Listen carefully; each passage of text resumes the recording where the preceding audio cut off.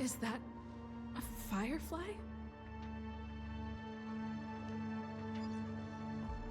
28 minutes, 46 seconds. 28 minutes, 45 seconds.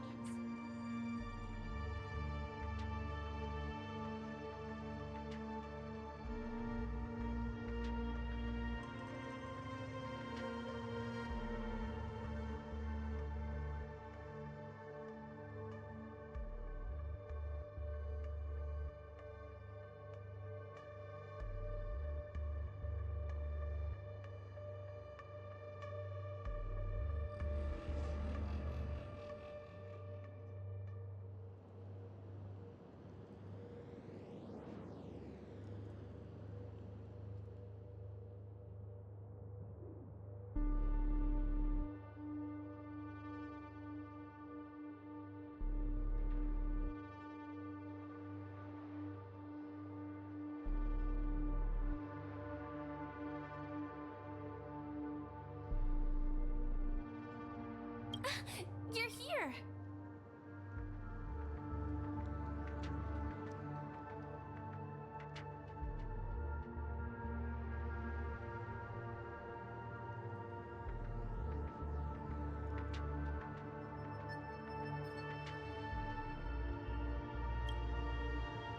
Don't come close! This bomb is very dangerous. And I'm the real Firefly. Since you're here, I'll just keep it short. Just over half an hour ago, I received a message from an unknown sender and rushed here as soon as I could. 27 minutes, 52 seconds. 27 minutes, 51 seconds. The Sweet Dream has lost the protection of the Order. If it were to blow up here, the consequences would be unfathomable. I've scrutinized it for a long time, but the bomb's design is incredibly unique, as if it's been locked by some mysterious path force. Apart from its creator, I fear no one knows how to deactivate it.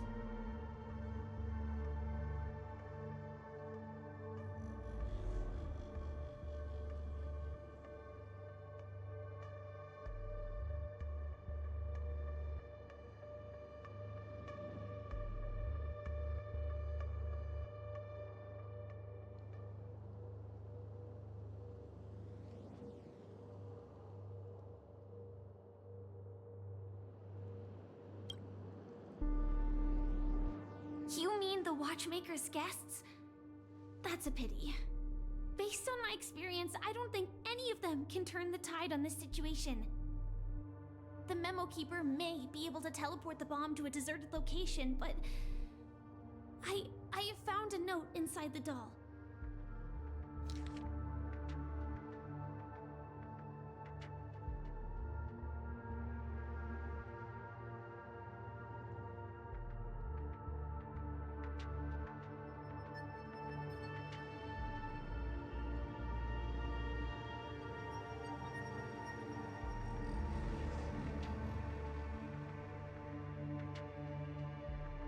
I don't know what grudges they have, but this path is a dead end, too.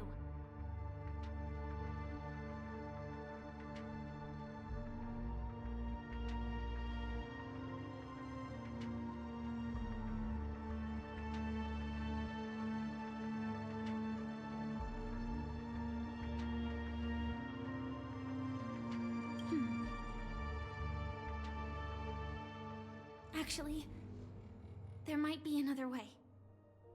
Do you still remember? The script said that I will experience death 3 times in the Land of Dreams. I think this moment heralds the 3rd time.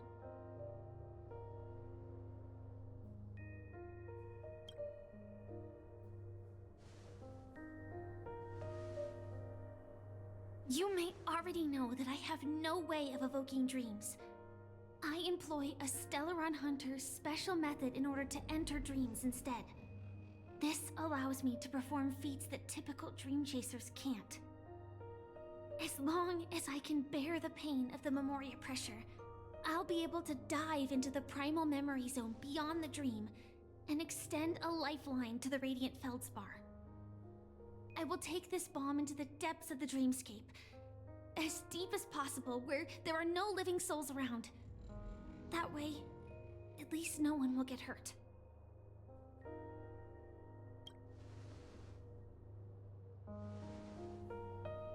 worry. I believe that this Firefly armor will be enough to take me to where I need to go before the countdown ends. And maybe even make it back safely. At present, this is our best and most logical course of action. After all, a long story deserves a happy ending. I have some words to share with you, though they were spoken to me by Miss Acheron. She said that the so-called impossible is merely something that is yet to happen. At the moment, there are so many things that seem impossible, but are they really never going to happen? Maybe it's just that the moment to disprove these impossibilities hasn't arrived yet. Whether it be a literal ending, suffering akin to death, or a harrowing deathscape. Before the appointed destination arrives, they are all the same. Yet I can still make myriad choices. I also firmly believe that when that moment arrives for us to make a choice, the answer to our end will already be within our hearts. It is not destiny that shapes us, but we who shape destiny. The Astral Express and the Stellaron Hunters are like light and shadow. We walk on different paths, intertwined, moving forward and growing together. Maybe the end is predestined, but it is not today. Since things are going too well, let's speed up the countdown. Human life is short, just like fireflies to a flame. So if you have an answer in your heart, always remember, don't leave with any regrets. We have this right, don't we?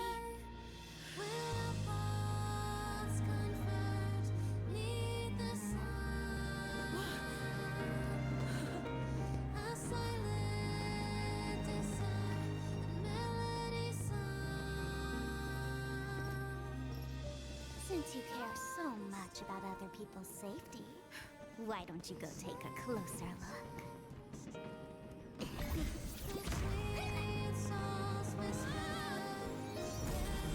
You see, everything is possible in this land of dreams. We each came here with our own goals and realized them in unimaginable ways. Regardless if the result was a sweet illusion or a bitter reality.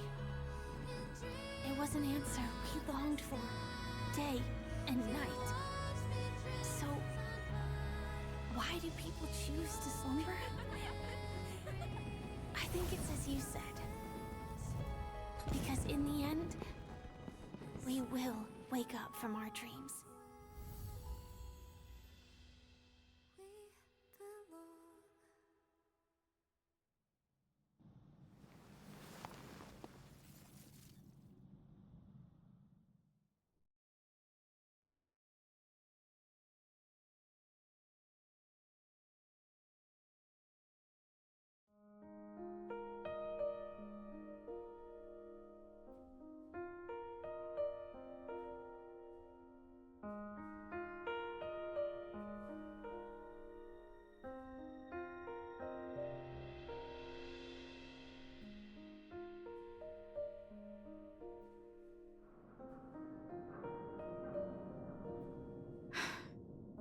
When I arrived, I happened to see a child holding it. He said the flowers were prepared by Aunt Jessie for the watchmaker and the war comrade he'd missed his whole life.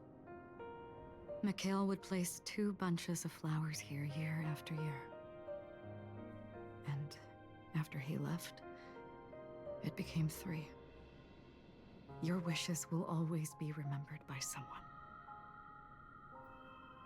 Now, Penacony, as you hoped, has welcomed the dawn after a long, dark night. The path forward may not be a bed of roses, but at least people are prepared to step forth towards freedom.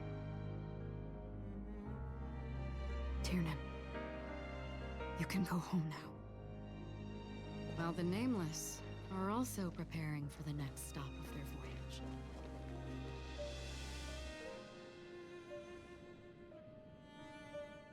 But before leaving, we still have one last thing to do.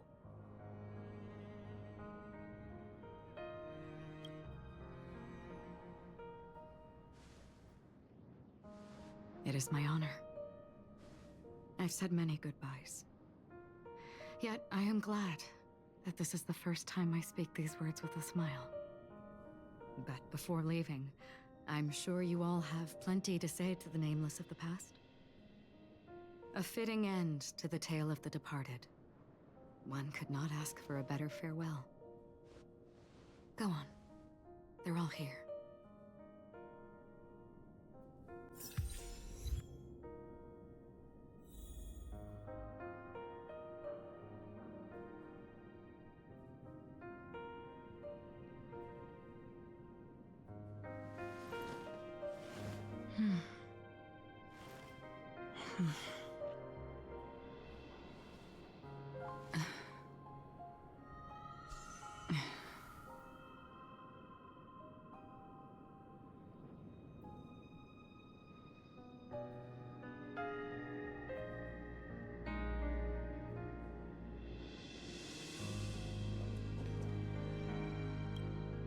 Honestly, when I heard the conductor's request, I was pretty surprised. The Nameless. Those who trailblaze, doing good deeds but never seeking recognition. After all this time, how would we even find those three people in such a vast place like Penacony? But it seems, in the land of the dreams, anything is indeed possible. History may not remember the names of the dead, but the stars will attest to their journeys. The first glimmer of light in the prolonged night often illuminates little, as it is fleeting and the darkness too vast. But because of this, people will remember. As long as something shines in the night sky, then when the first star falls, countless more will follow, streaking across the horizon.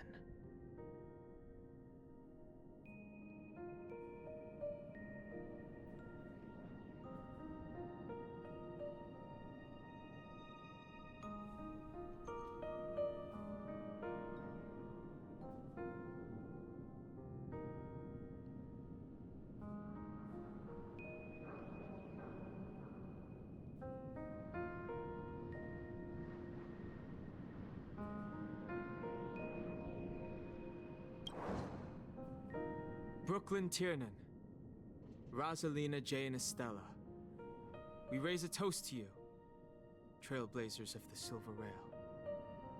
A toast to history that no longer remains silent. The passionate and courageous pursuit, and a voyage that traverses the stars.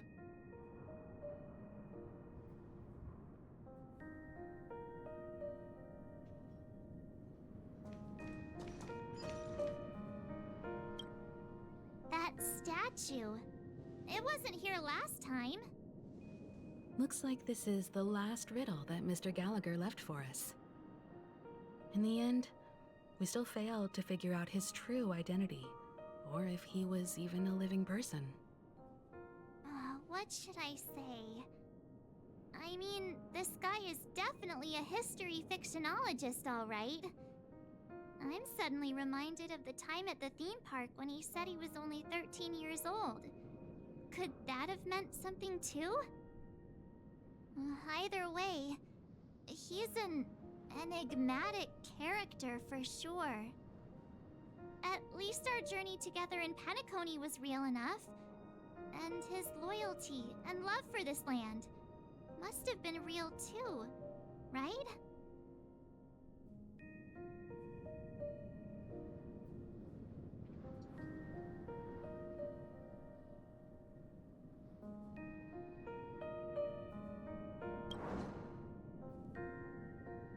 Gallagher, we raise a toast to you, the slumbering hound.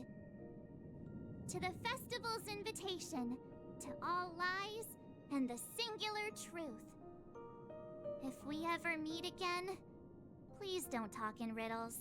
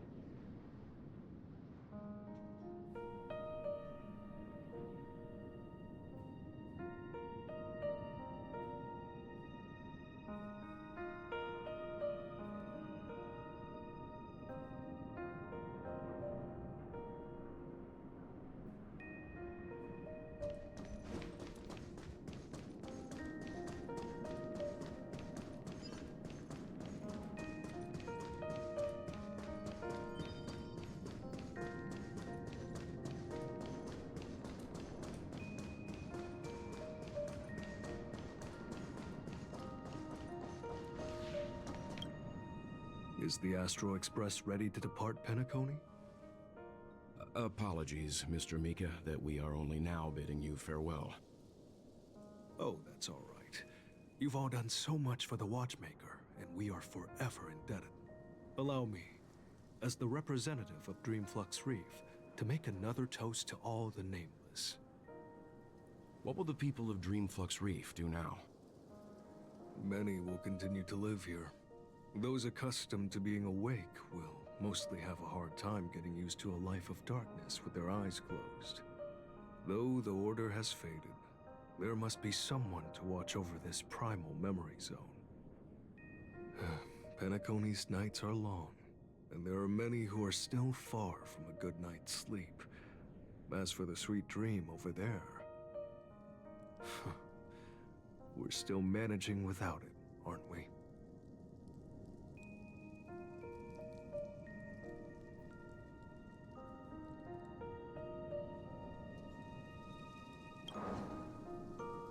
Mika and residents of Dreamflux Reef, we raise a toast to you, watchers of the long dream. To your tenacity throughout time, to each sorrowful night, and to the dawn that is finally upon us.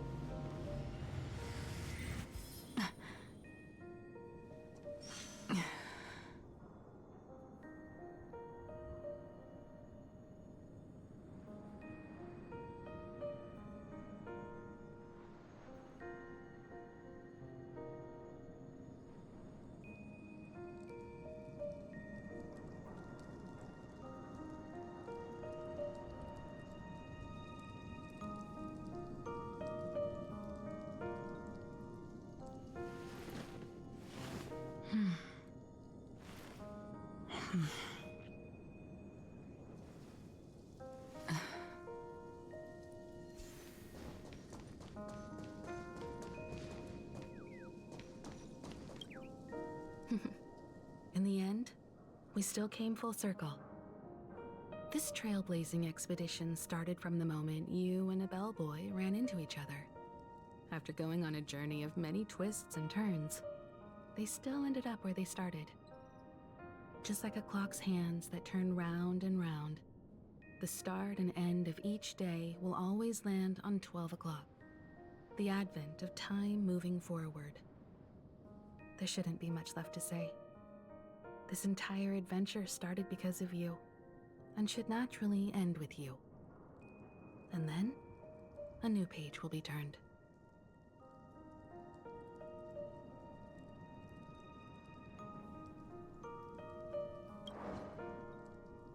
Mikhail Char Legwork, we raise a toast to you, watchmaker of the land of the dreams, nameless of the Astral Express. To Penacony's past, present, future, and the child's unwavering dream unto death. With that, our duty as nameless should be complete, right? The trailblaze can illuminate the way. But ultimately, the future of a world belongs to those who live in it.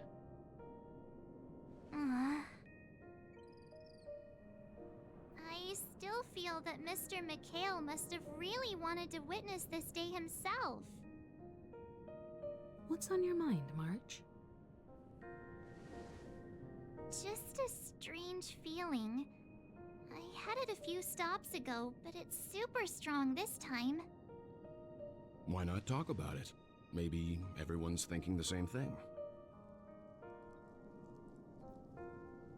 I can't help but think that whether it's Mr. McHale, Mr. Tiernan, or Madame Rosalina, their lives must have been long, and they must have experienced plenty of stories. They were also young once, stumbling and bumbling around just like us, getting into scraps and mischief, that sort of stuff. Companions, enemies, journeys, adventures, all the sad and happy memories. The everyday that we're used to, they've lived through them too. But those things are all in the past.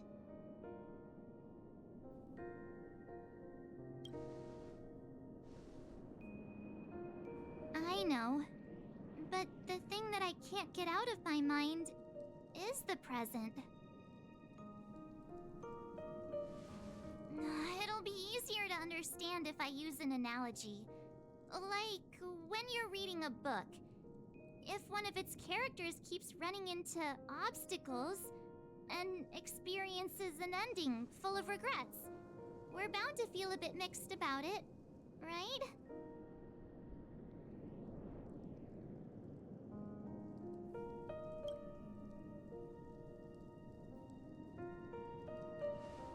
Because we've seen every nook and cranny of their lives, we see these people as special. So, even if there are parts of it that aren't really realistic nor logical, we still hope that their story gets a good ending when it comes. But what if they and we aren't really that special? When Mr. McHale sat in this chair, waiting for the Astral Express to arrive every day, what was he thinking? And if, at the end of his life, he could still firmly say he had no regrets, then what is this regret we feel in our hearts right now? I think each and every one of us is searching for the answer to this very question. The universe is vast, and our lives are but specks. The trailblaze never ends, but against the backdrop of the cosmos, the average person's lifelong journey is merely a short stretch. But it is in this minuscule distance that paths cross and countless worlds connect. The universe may not remember every person who leaves a tie along the silver rail, but we will. As long as we remember, their stories will never end.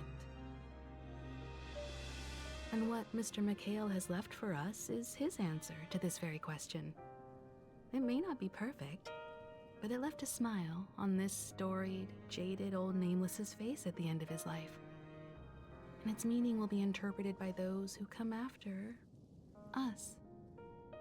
It's not the answer that's important, but what we can learn from others' answers, right? This is what trailblazing is. Sure. I'm really sorry for bringing down the vibe. Quick, Don Hung, tell us a dad joke to lighten the mood.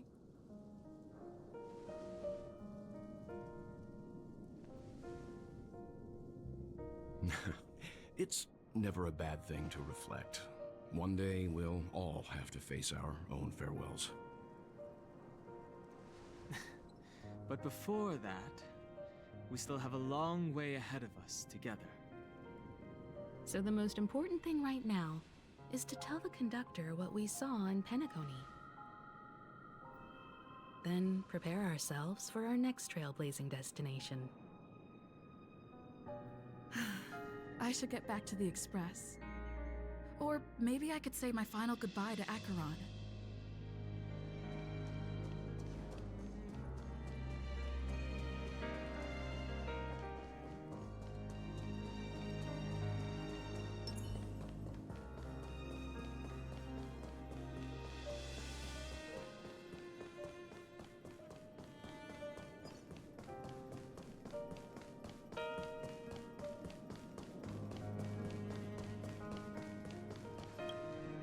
Do you still remember when we first arrived in Penacony? Who would have thought our paths would cross in such a way?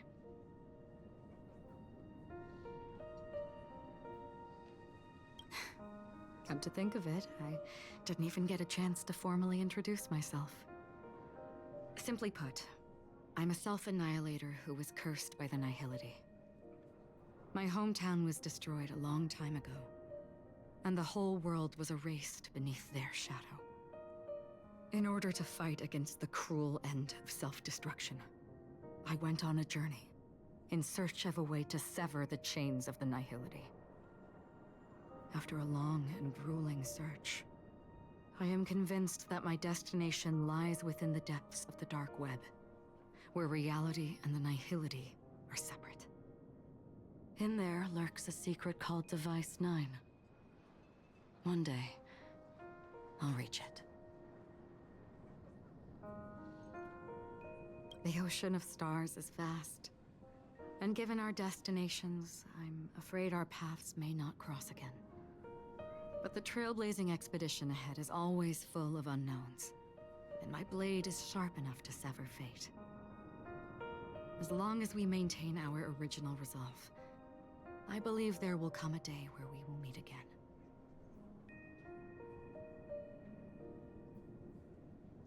Ah. In that case, I must apologize for my rudeness. Do you remember when we first met?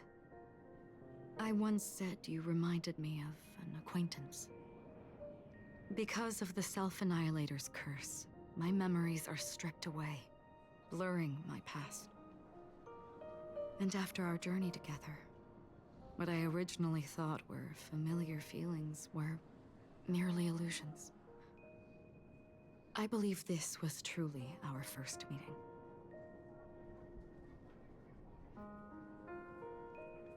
What do you mean? It's improbable that you've crossed paths with my past self. What I mean is, there is nothing left to retrace there. Only nihility.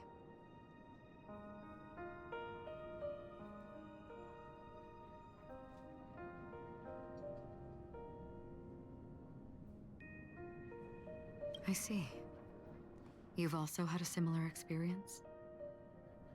Then you should know that this me and your memory of me are not the same person.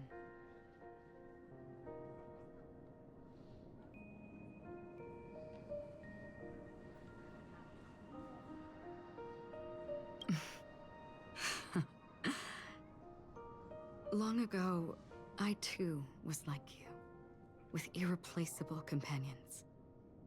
We also embarked on journeys, making the best choices we could, whenever we could. Unfortunately, we didn't achieve the outcome we wanted. But moments like this make me feel like they never even left. In this universe, there exist countless worlds that are similar yet different, and countless people who are alike yet distinct. I too have wandered alone, encountering acquaintances on strange worlds, seeing their silhouettes overlap with my past. In your opinion, what does this déjà vu mean?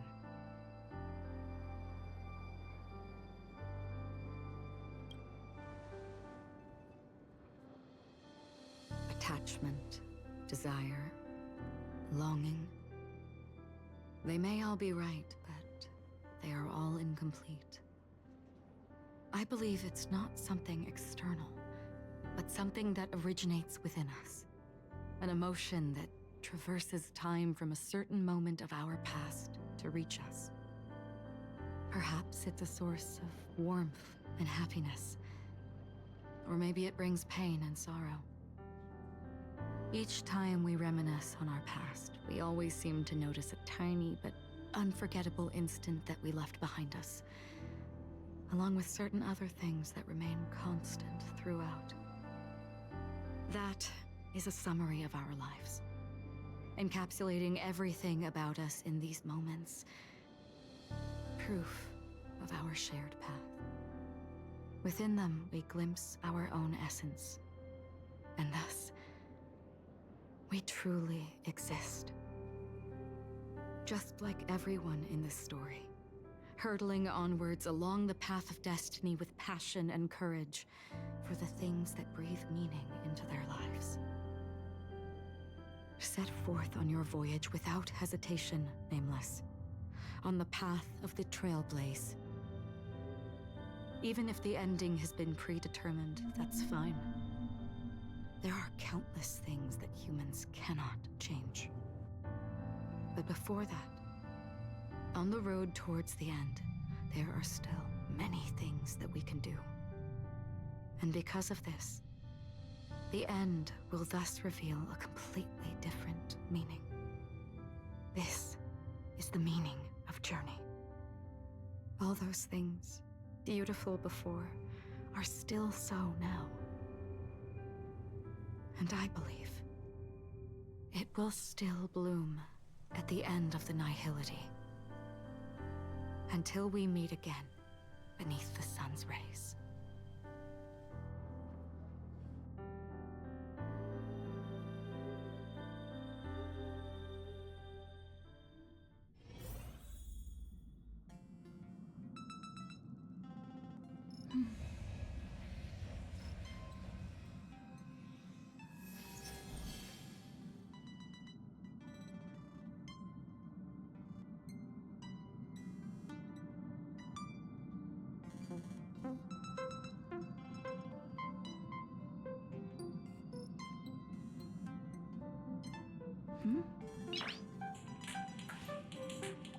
Noise.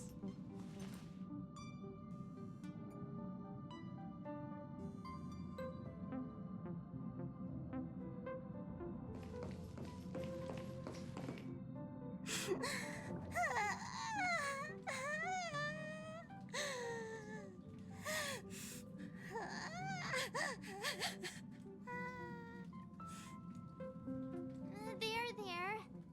Chin up, Pom-Pom. Don't be sad. Don't cry. Wow. Your method of consolation is truly unsophisticated. Still better than just standing there like a scarecrow.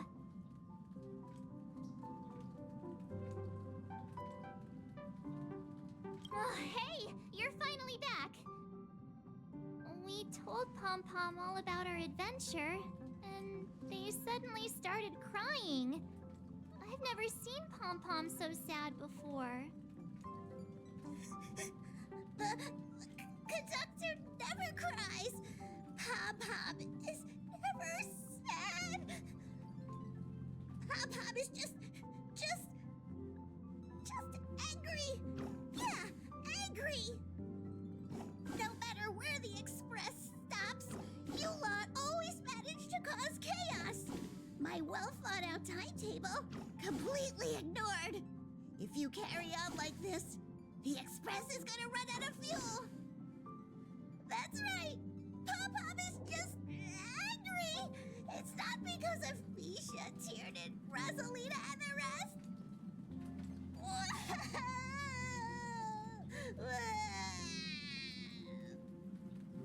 It's okay. Oh, Pom-Pom, just let it all out. Everyone, could you all take a break in the next car? Don't worry. I'll stay here with Pom-Pom. But... Let's go, March.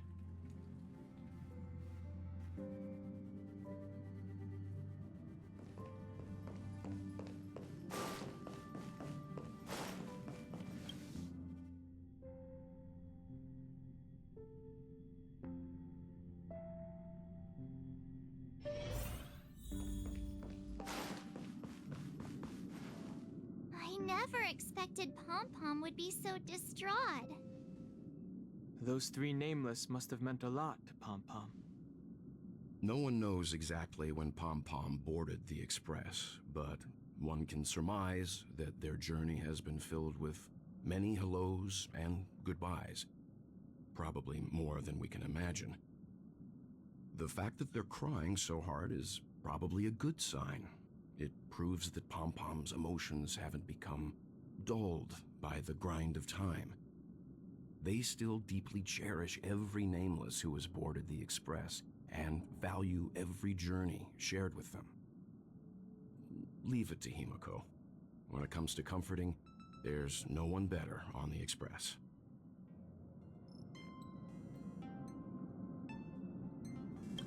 Well, they were a little emotional at the time, but I'm afraid that's not out of the question. Since you joined us, the Express has stayed longer than anticipated at every stop along the way, and to ensure that everyone always makes it back on board, Pom Pom has had no choice but to delay the warp jump schedule. I see. No wonder I can regularly hear Pom Pom pacing anxiously up and down the corridor. Turns out Pom Pom's been silently putting in a lot of work for us. Wow. Different from typical vehicles, the Astral Express converts every trailblaze into the energy it needs to run. Ideally, as long as trailblazing expeditions continue without interruption, the Express will receive a constant flow of energy, much like a perpetual motion machine. But because of our previous encounters, fuel is being used up much faster than expected. We can probably only pull off 2 more warp jumps at most. Only 2 more? Isn't that super risky? Oh, I don't want to become an ice cube floating around in space again. When you put it like that, doesn't actually sound too bad. But I don't even want to become an adorable ice cube floating around in space again. Which also means that we must prudently consider our next destination. Yes, I've already checked the astral charts. The 2 nearest worlds to us are the oceanic planet of Lushaka and the agate world, Melustanen. As for which one we're headed to, that still requires a vote. Or perhaps you might consider a suggestion.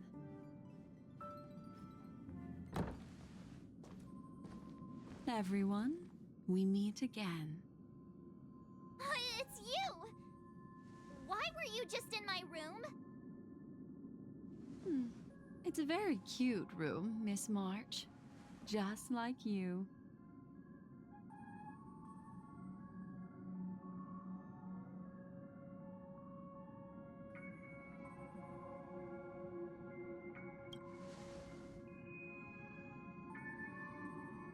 Memo Keeper, let's put aside how you managed to sneak past everyone and board the Express for now. You mentioned a suggestion.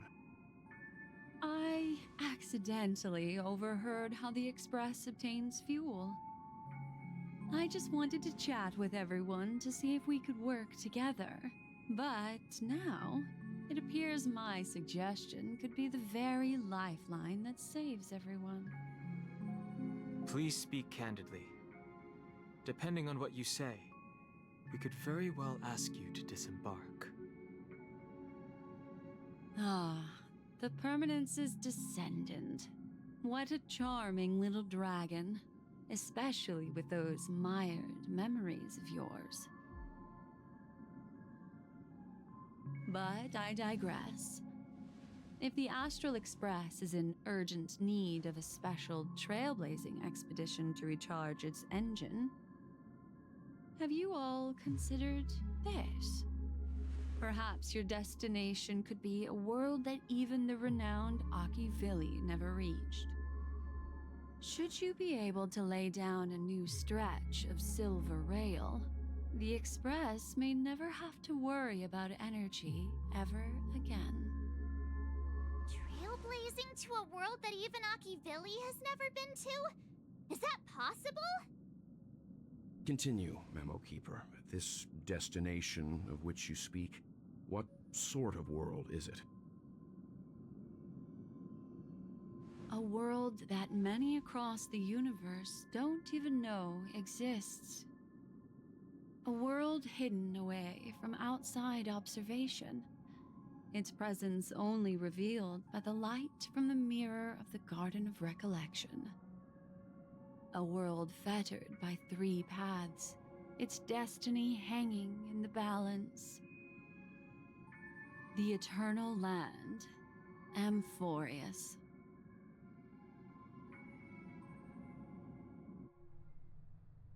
I hope I'm not too late, child. I wasn't expecting it to be you.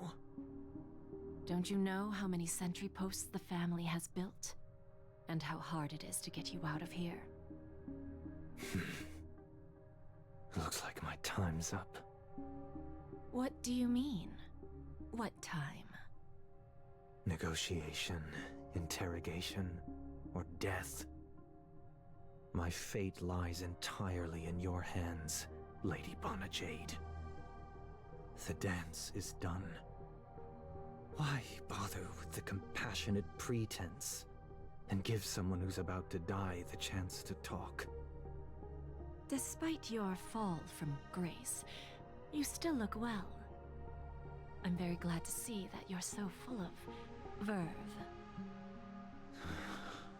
Do not insult my pride with half-veiled sarcasm. Have you specially come to see me just to sate your vile vanity? Oh, of course not. I merely came to fulfill your younger sister's wishes. To offer you a generous trade. That is, if you're willing to accept. Robin? To build a true haven where everyone can attain peace. That's the oath between you siblings, isn't it? If I told you there was still a chance to realize this vow, would you be willing to talk to me then? I recognize the gravity of this question, which is why you don't have to answer me right now. Go now. You are free, O Chosen One, who dare to exceed his bounds, sever your wings, descend to the mortal realm, and walk their lands. See what this world is truly like. I will not accept your charity. As I mentioned earlier, it's a trade, and you don't have to give me an answer right now. Rewards are not reaped in a day, and if there's one thing I'm best at, it's waiting. The sweet dream still continues, and the night is still long. You have plenty of time to contemplate your answer. A word of advice for you before we part ways. A word of warning from someone who's been in your shoes before. Life is too short to miss out on golden opportunities.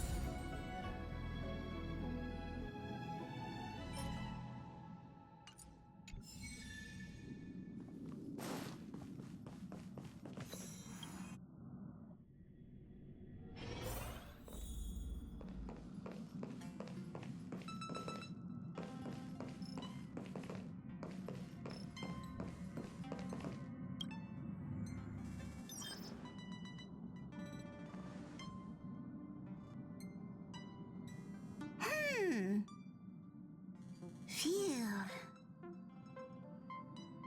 What's up, Pom Pom? Just got a message from the Xianzhou La Fu. Looks like it'll conflict with our original schedule.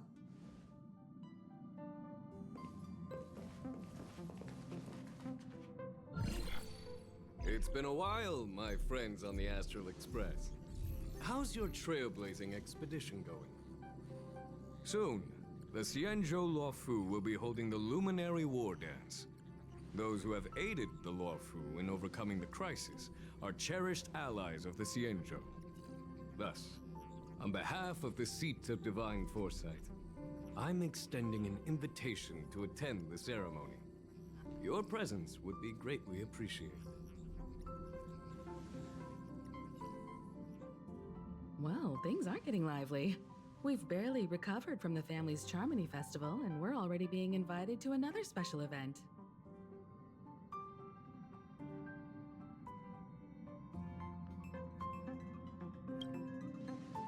Yeah, me too. But wait, won't it look unprofessional if we attend 2 ceremonies in a row? Aren't we supposed to be focused on restoring astral charts and doing some serious scientific exploration? So we should leave March behind to take care of the Express? Hey, that's not what I meant. I'm all for some fun. I just hope there won't be any surprise party crashers, like Friday or Saturday. The Xianzhou Luofu has recently overcome a crisis. By holding the war dance, they're demonstrating to everyone that they've returned to a state of peace and safety. But that's what everyone said before we went to Penacony. You'll be totally safe under the family's protection. No need to worry. The War Dance is not like the Charmony Festival with all its hidden secrets. It's just a festival to honor the Rainbow Arbiter and the Cloud Knights, who fought against the abominations of abundance and protected the Xianzhou ships. Aside from star skiff performances, it's mostly martial contests. Nothing too different from the Taiki and Roboball contest we've seen before. What do you think, Himiko? Since we've accepted Miss Black Swan's proposal, we should probably head to Amphorius for refueling. There's certainly no rush. This trailblazing expedition is quite unique, and the Express needs to be fully stocked and prepared before moving on to the next stop. With Madame Herta's help, I was planning to deliver some Leviathan fossils from Kalinga Abyss to Ron May, member 81 of the Genius Society. It could earn us some favors before we set off. However, it may take a few weeks.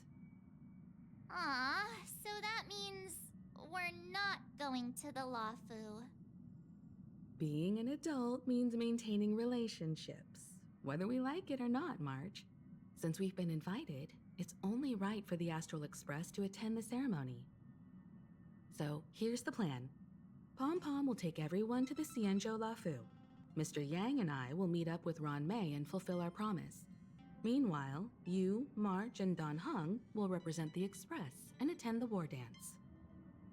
What do you two think?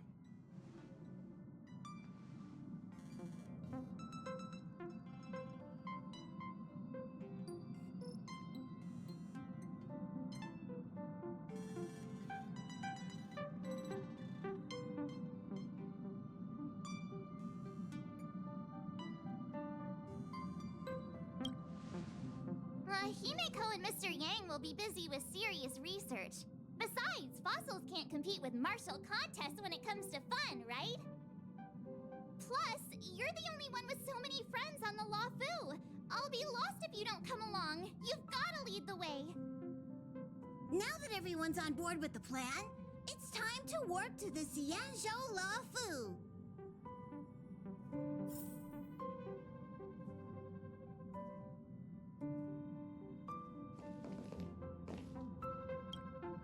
Kalinga Abyss? What does she expect to find there? Current research on the Leviathan merely proves how little we know about such life forms. That's why geniuses are interested in that field. Science is all about uncovering the unknown.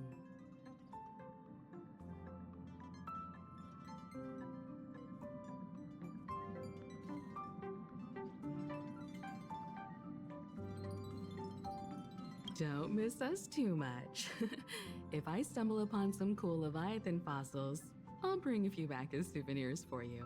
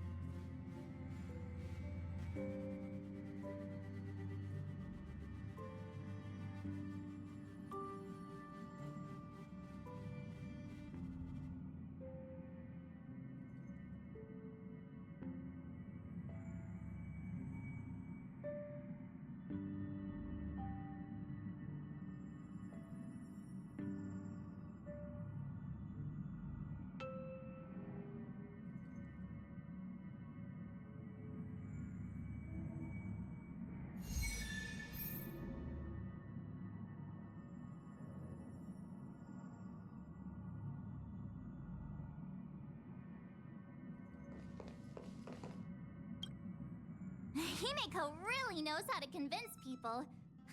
Between Leviathan fossils and the war dance, the latter definitely sounds more fun. By the way, Danheng, this time you'll be taking a stroll with us on the Luofu, right?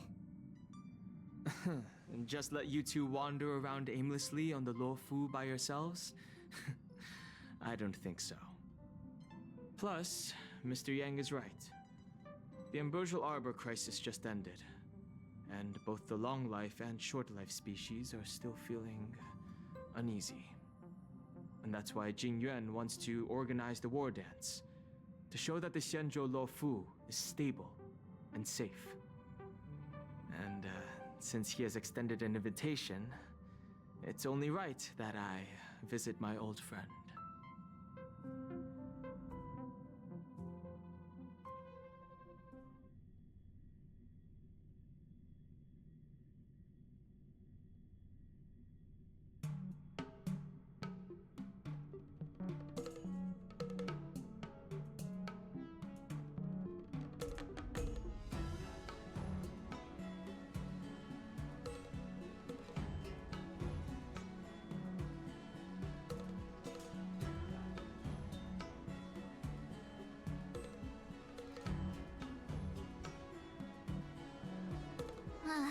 Coming back to this place brings back so many memories, you know?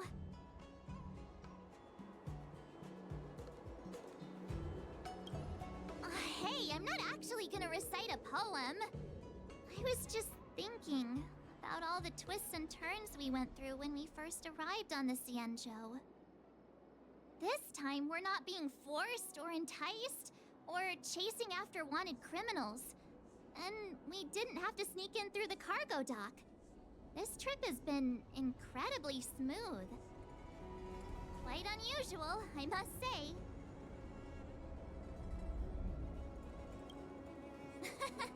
I'm just hoping for the best. You're the one jinxing us.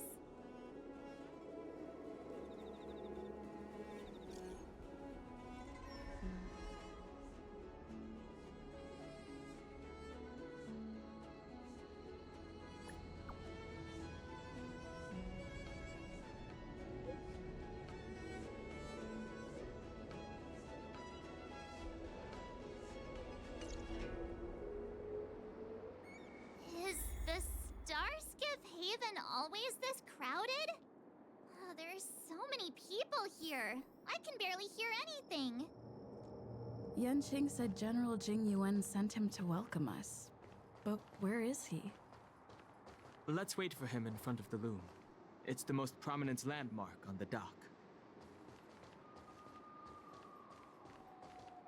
Hey, you guys! Hold on a moment. Did they just call us? Look at their outfits. They're from Penacony, right? Are you familiar with the Cienjo Lafu? We know a little bit about it. What do you need? We're from Penacony. Maybe you've heard of it. We came to this ship to gather interesting materials for making dream bubbles. Oh, we just left there. Oh, talk about coincidence. That's great. Do you know any must-see attractions on the Lofu?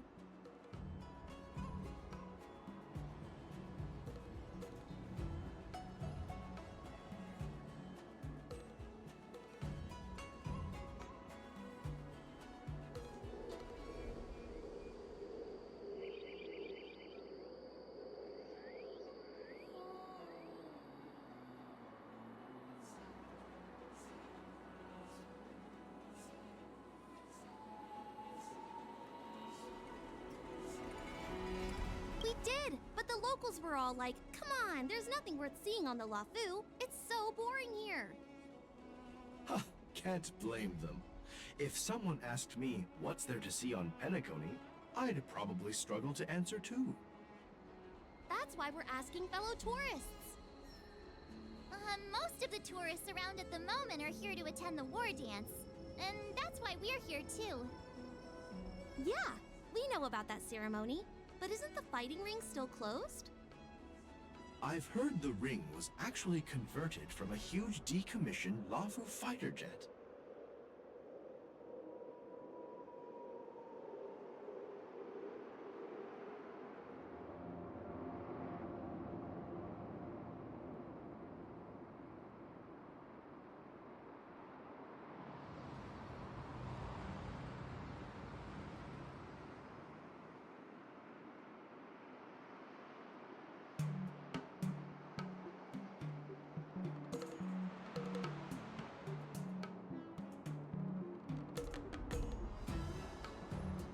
No doubt about it.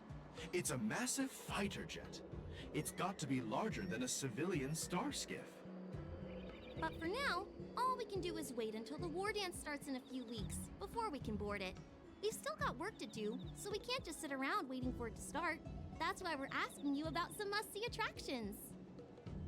We're looking for unique experiences that you won't find on Penacony.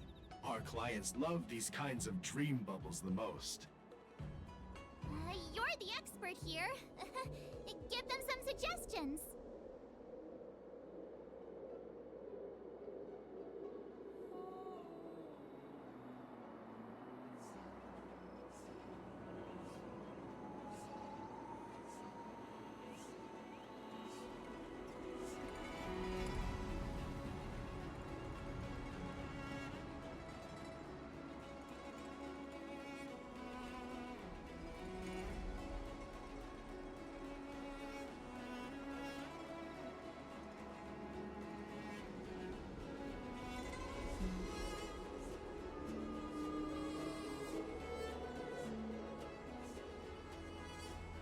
That's indeed a good idea.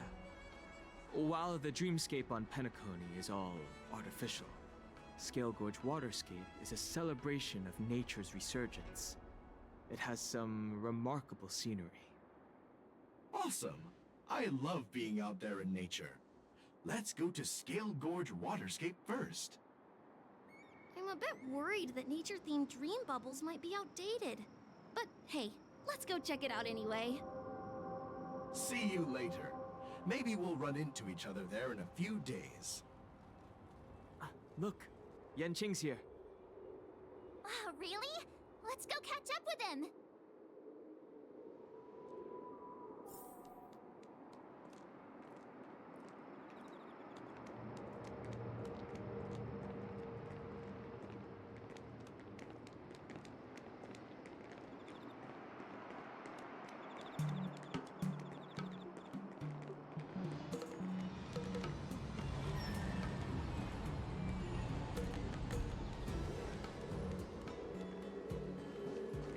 Quite a different experience. There you are! Everyone, this way! Hey, everyone! It's been a while. It doesn't feel like it's been that long since we last saw you. But, Yanqing, are you?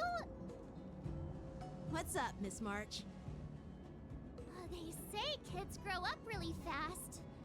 Yanqing, are you a little bit taller than before? We've only been away for a few months.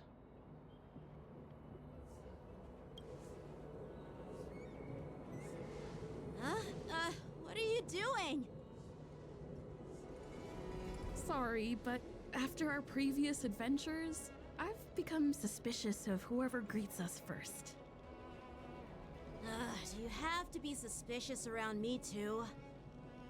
You know, the last time we came to the Xianzhou, the first person who greeted us was...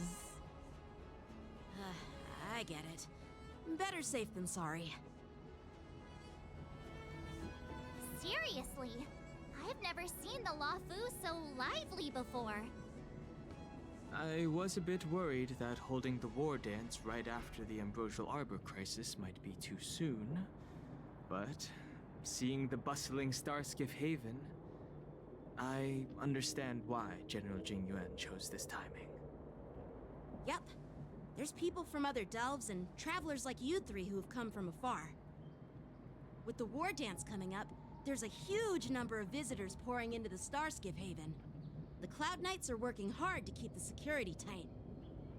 The General said this ceremony would help the Xianzhou Luofu recover from the crisis. It's a way to showcase our martial spirit, reassure people, boost morale, and attract visitors from other planets to promote trade and peace. By the way, the Xianzhou Alliance places great importance on this ceremony too. The Xianzhou ships, the Zhuming and the Yaoqing, have both sent messengers to offer their blessings.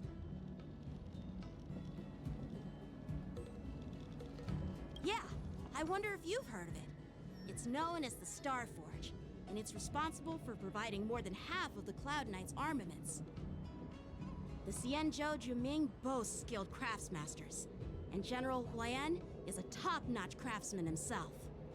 If only I could get a sword forged by him, I'd be on Cloud 9.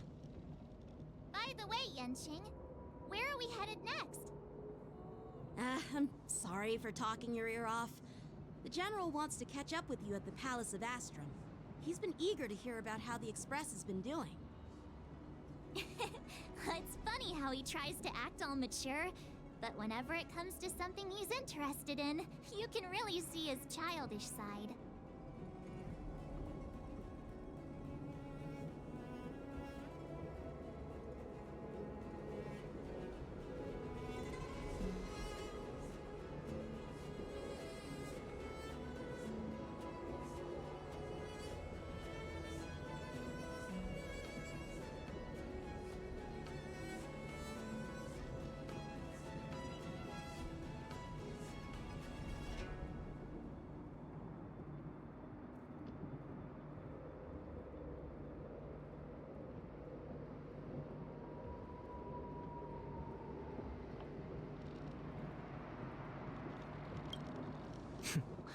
agree.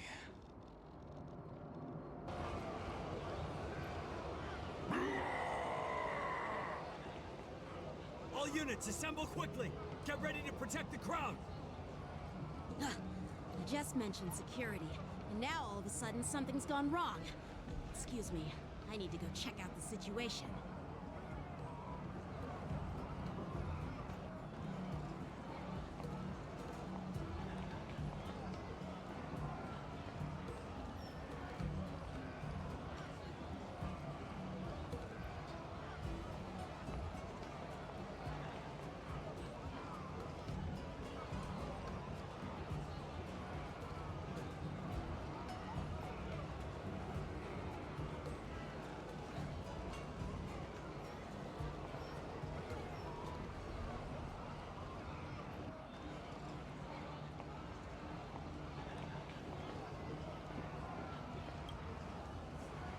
Hey, what's that supposed to mean? We'll go with you.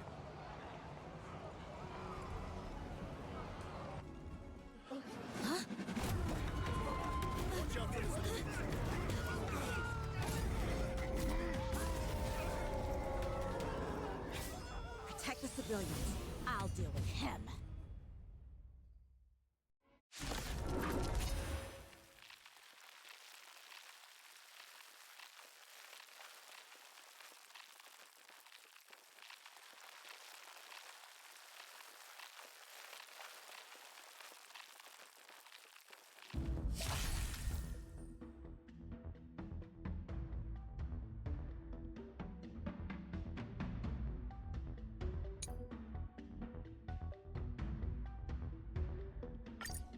Borison?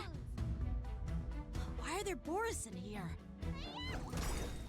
This ends now.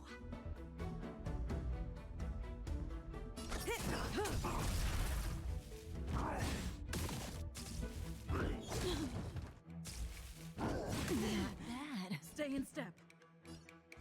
Dreams do come true. Destined for oblivion. Stand still.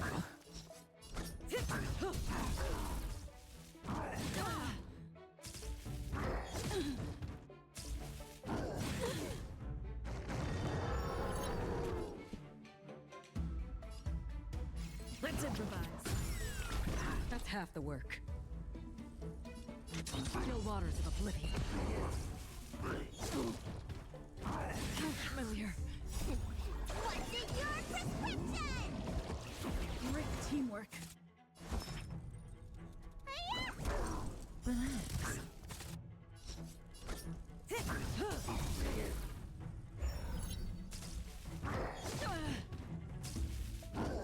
Familiar. Take your positions. Stand still. May as well kill them all.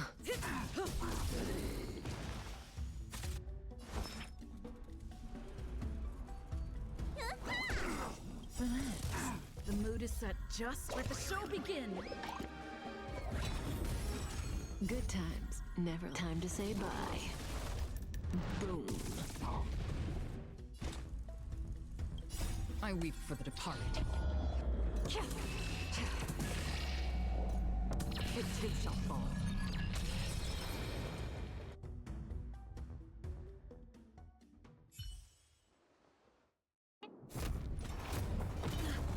Not good.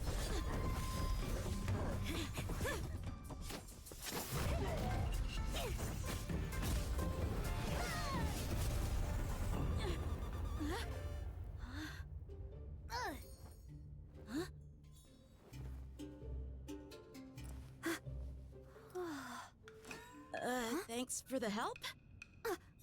Sorry, no time to chat. Could you give me back my...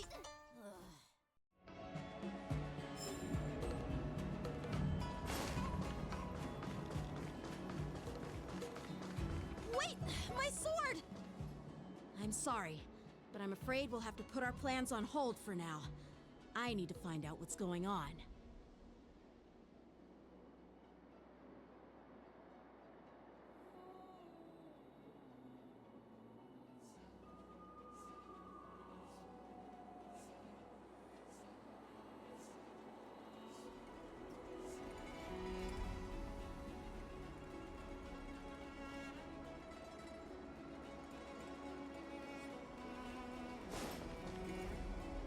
While we appreciate your rescue, my Xianzhou friends, don't you think it's a bit too much to detain us and our cargo? Sorry, but we've been ordered to detain you and your cargo for inspection until we figure out the source of the attack. Once we're done with the formalities, we'll let you and your cargo go. Oh, but this shipment isn't even meant for the Luofu, and it's IPC's patented technology. Who do you think you are to conduct an inspection? According to the protocol, all cargo arriving on the Luofu must go through inspection. But we didn't officially enter your dock at all. We just sought refuge in your dock because we were attacked by the Borisin. Looks like this argument could go on forever. Let's not get involved in a heated dispute that won't lead to a resolution.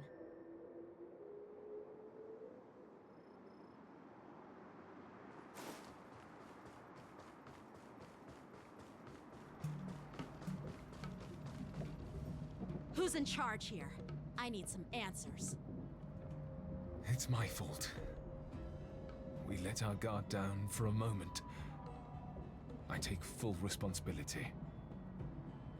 With the war dance approaching, safety should be a top priority. Now, tell me, how did Borisin prisoners end up in Starskiff Haven? According to the protocol, Borisin prisoners should be held on a starskiff and taken directly to the shackling prison under strict supervision without ever touching the ground. Who allowed a prisoner transport ship to dock at the passenger terminal? Please don't blame this, Captain. This incident involves the Ming's diplomatic vessel. Who are you? I'm Lu Jun, an officer of the Patrol Defense Squad. Thank you for your help, Lieutenant Yanqing. The situation unfolded rapidly, and it shouldn't be held against the captain. Here's what happened.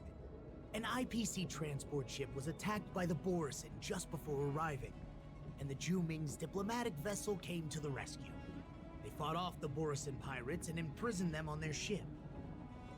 So, an IPC ship was attacked by the Borisin near the Luofu, and the Ming envoys saved them? Sounds complicated. Honestly, it gives me a headache too.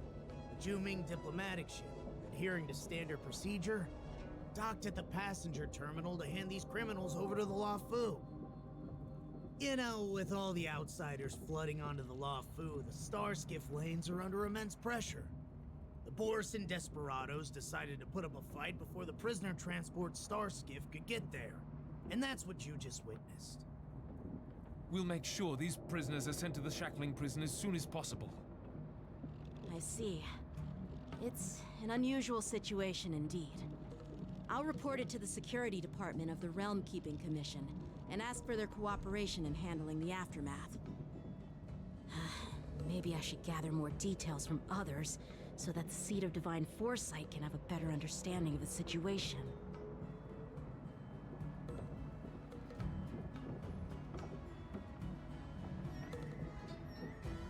Oh, you look much maturer now, Yanqing. Please don't tease me, Miss March. The situation on the Xianzhou before the war dance is like a calm lake that can be disturbed by even the smallest pebble, capable of generating far-reaching ripples with even the slightest disturbance. What are those people? I mean, those monsters we just dealt with? Yeah, those werewolf monsters are known as Borisin.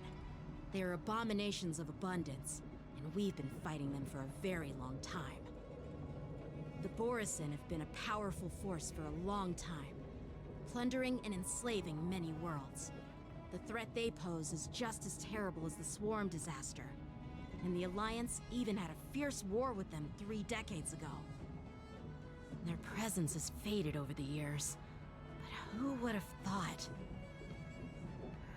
According to that officer, they attacked an IPC ship near the Shenzhou Luofu. Such a brazen attack seems quite unusual to me. Yeah, that's what I find strange too. It seems like the IPC and the Borisin have some serious grudges. Well, enough with the chit-chat. The General wants me to take you to the Palace of Astrum. I'd love to chit-chat a little longer, but there are some things that can't be left unchecked. Is it a serious matter? Maybe you'll need our help in hunting down the Borison? Thank you, but it's no big deal. By the way, that young lady who just appeared, she took my sword. I'm thinking of filing a lost property report at the Realm Keeping Commission to see if I can get it back. I doubt she did it on purpose.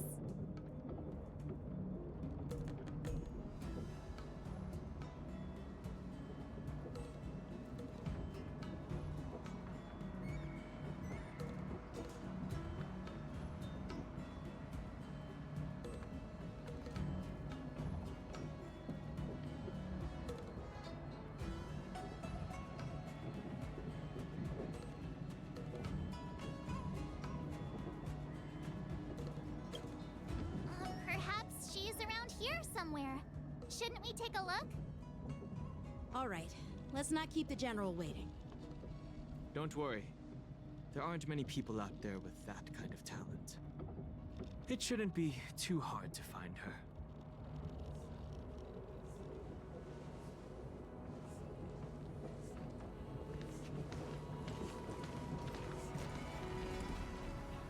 There sure are a lot of troublemakers around.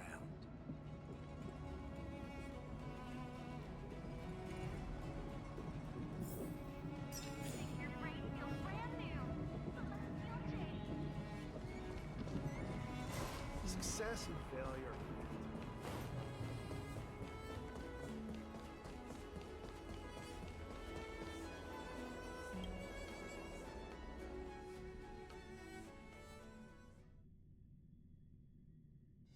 It's been a long journey, Elder Wyatt. Thank you for your presence. Don't mention it. Thank you for taking the time to welcome me.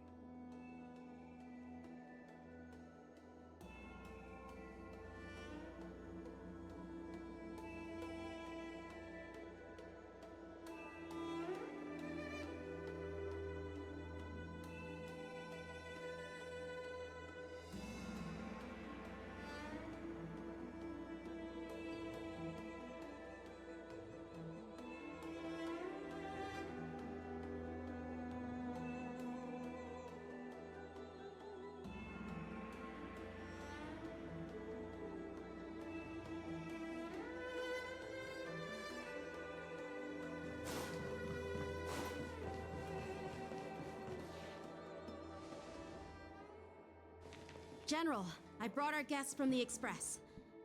Oh, I'm sorry for my bad timing. I didn't know you were meeting a guest, General. Don't worry, you're just in time.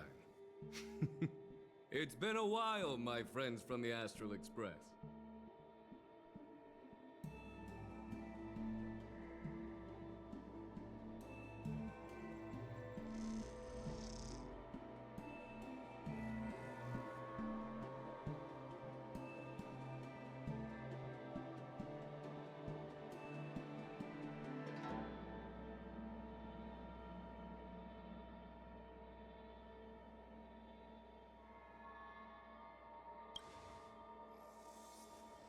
All is well when you have friends coming from afar.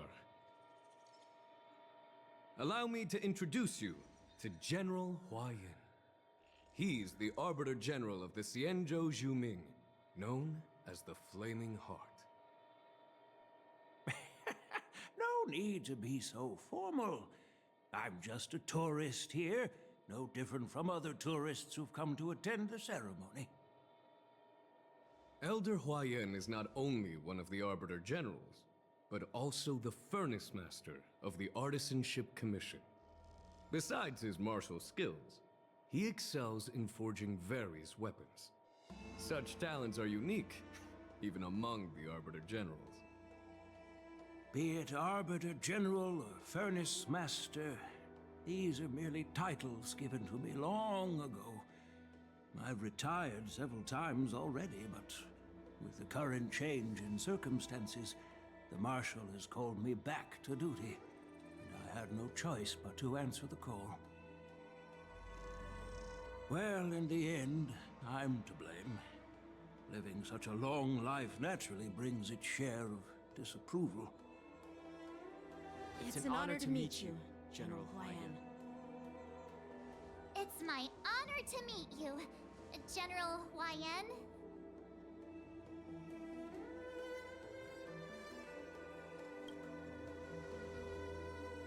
No need to be all formal. Today I'm just a guest on the Lawfu, the same as all of you. So, these three are the ones you mentioned, Jingyuin? The heroes who helped you with the Ambrosial Arbor crisis? Indeed. There's Dan Heng, March 7th, and her. Without their help, I'm afraid the Lawfu might not have easily overcome this crisis. So, the Imbibitor Lune's reincarnation has returned to the Lawfu and will attend the war dance. I'd love to have a drink with you should the chance present itself. You're more than welcome, General Huayan. And this young friend is? Yanqing, my apprentice. He remains by my side as my retainer due to his youth, which I hope will season him with experience. He will stand for the Lawfu's Cloud Knights in the upcoming war dance, ready to take on all kinds of challenges. Great, great! It's a real treat to see so many talented young people around here today. Oh, I almost forgot. This is my apprentice, Yoon Lee.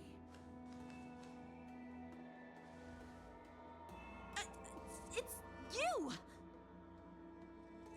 Oh, it's you. Hello.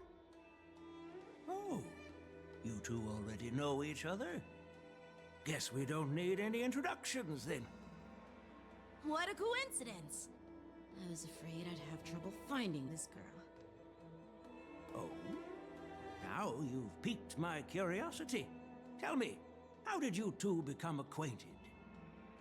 She helped me capture the escaped Borisin prisoners at the Starskiff Haven. Allow me to express my gratitude for you. But when you left, you took my flying sword with you. Your flying sword? Oh, so that's why I found a dagger in my bag. Turns out it's yours. Yes, it is. Now that we've met again, I hope... Nope, that won't do. Won't do? You want your sword back, right? Well, you can't just take it back. On the Juming, when you lose your sword on the battlefield, you have to reclaim it on the battlefield. As for this little sword, it was supposed to strike that escaped Borisin prisoner. But unfortunately, its owner's agitated state caused it to fly off like a kite with a broken string, and it missed its target. By the way, if I hadn't caught it and helped it hit its mark, that Borisin prisoner would have gotten away. Hold on a sec, Yoon Lee. You took my sword without even asking, and now you're refusing to give it back? So much for Lawfu Swordmasters. What did you just say? If you just stepped up and took your sword back from me fair and square, I would have totally respected you. But nope, you tried to play it down, expecting me to just hand it back to you like it's nothing. In front of everyone. With all due respect, you don't honor your sword, so you don't deserve it. Hasn't anyone told you that taking without asking is stealing? If you want to settle this with swords, fine. Let's have a one-on-one duel right now. Yanqing. Well, that's more like it. Just be careful, because I'm not as easy to handle as the Borisin. You two, be quiet and apologize to Yanqing. Hey! Whose side are you on, Grandpa? I don't take sides. It's a small misunderstanding, and an apology would be too much. I've heard about the Zhu Ming's incredible swordplay and craftsmanship. Most notably, the legendary Flame Wheel Octet. Seeing Miss Yun Li, who is among those ranks today, well, I must say, she definitely has that fiery edge. Such grandiose names. Some folks love to spin these fancy titles, trying to set the Cloud Knights apart. Yun Li is still just a young girl, a bit awkward and hot-tempered, so please forgive her if she's being rude. Well, everyone, Elder Huayan and I have some business to discuss. For now, Yang Qing, why don't you entertain our guests and take Miss Yun Li to the inn? I'll find another chance to talk with you all. I'd like to express my gratitude to the Astral Express for helping the Law Fu during the crisis. That's so kind of you. I mean, you've already thanked us so many times. Please forgive me for coming at an inconvenient time. You needn't apologize, General Huayan. All right, Yun Li. Take this opportunity to clear things up with Yanqing. Yeah. It's better to make friends than enemies. But I won't be heading to the inn just yet. I want to visit Lingsha. She just arrived in the Luofu and could use some help settling in. Yang Qing, once you've helped our guests get settled, go to the Artisanship Commission for me. I've heard about the attack and the detainment of the IPC ship. Qingzu sent word that the IPC members are protesting and wish to have their cargo back. See if you can calm them down. Don't get aggressive. Just make it clear that the Xianzhou Luofu has no intention of violating their rights. I'm on it.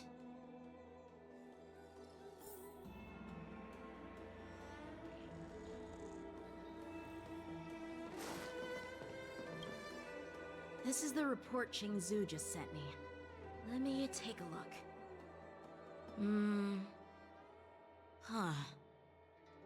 Looks like the General has given me a tough challenge. He wants me to try and help put the IPC's mind at ease.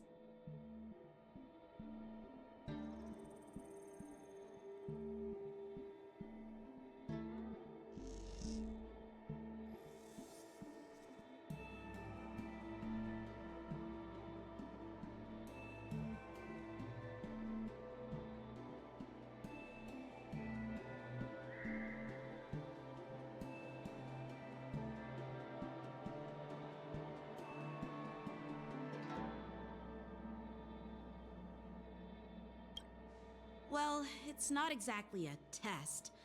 As Cloud Knight officers, we not only learn the art of war and martial arts, but also occasionally have to handle diplomatic disputes. It's just, talking things out isn't as straightforward as duking it out with weapons on the battlefield. This is especially true when you're up against the IPC, with their non-stop corporate babble. Well, let's not worry about that for now. Shall I take you to the inn?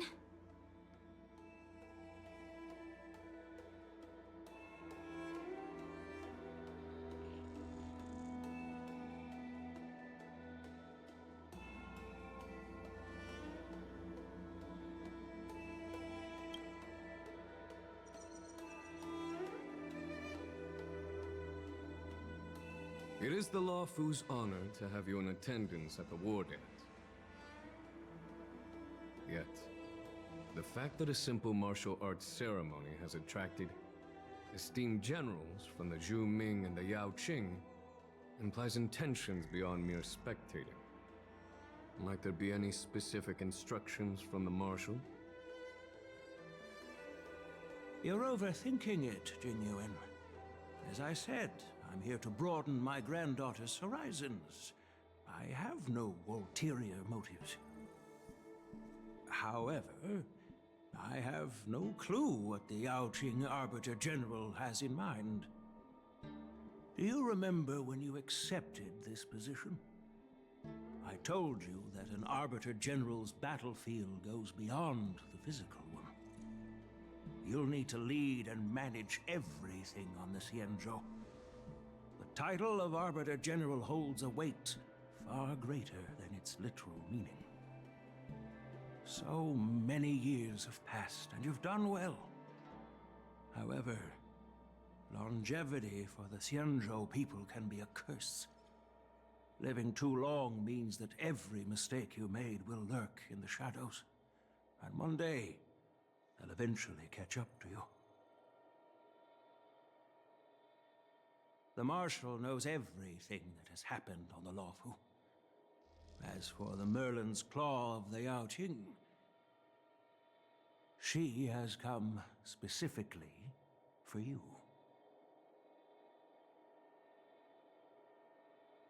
Speaking of which, why hasn't she arrived yet? They say the Merlin's Claw strikes like lightning. Being late isn't her style. That's not true, General Huayan. She's been here a while, but I'm sure you've heard of her unbridled nature.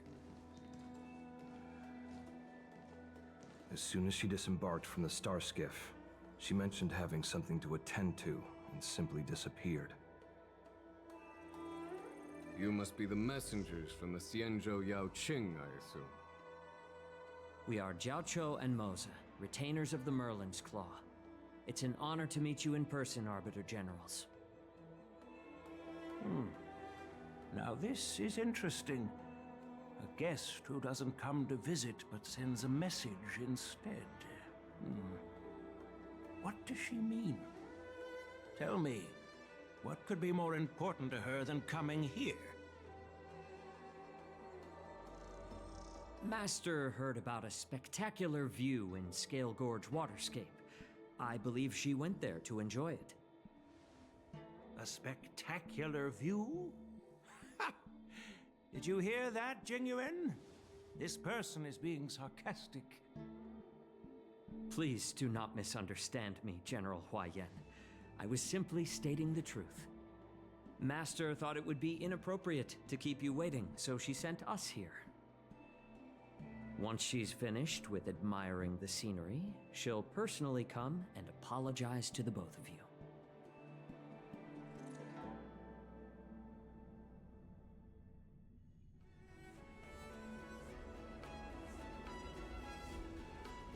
Drat!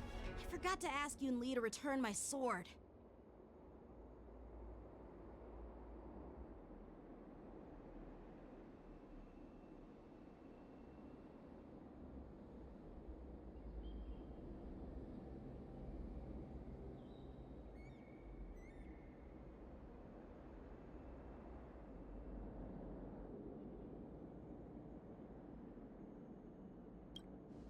No need to bother.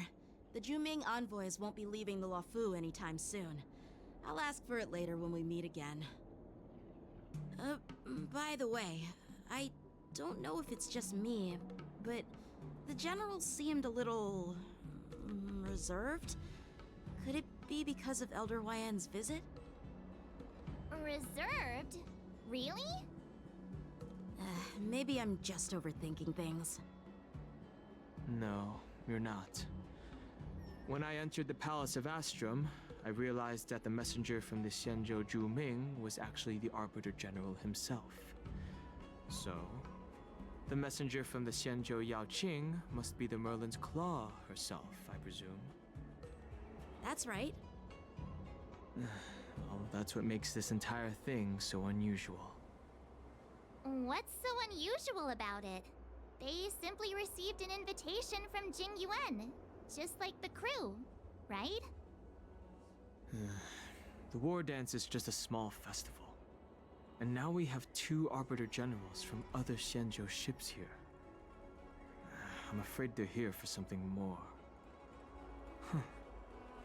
Maybe they've come to hold Jingyuan accountable for the Ambrosial Arbor crisis? Hold him accountable? Come on, didn't the Luofu fall victim to the disciples of Sanctus Medicus and the Antimatter Legion? Why would they blame the victim? Donshu's rebellion and Ventilia's scheming are merely one side of the story to the other Arbiter Generals of the Alliance. Only a single piece of incontrovertible evidence remains, creating an endless source of potential complications. The Ambrosial Arbor. Yes. It's undeniable that the plague mark, which was subdued by the Xianzhou Luofu, has resurfaced. But was it really a conspiracy instigated by the Antimatter Legion? Or does it indicate a traitorous intent from within the Luofu, implicating Jingyuan himself? Once the spark of suspicion is kindled, it proves hard to extinguish.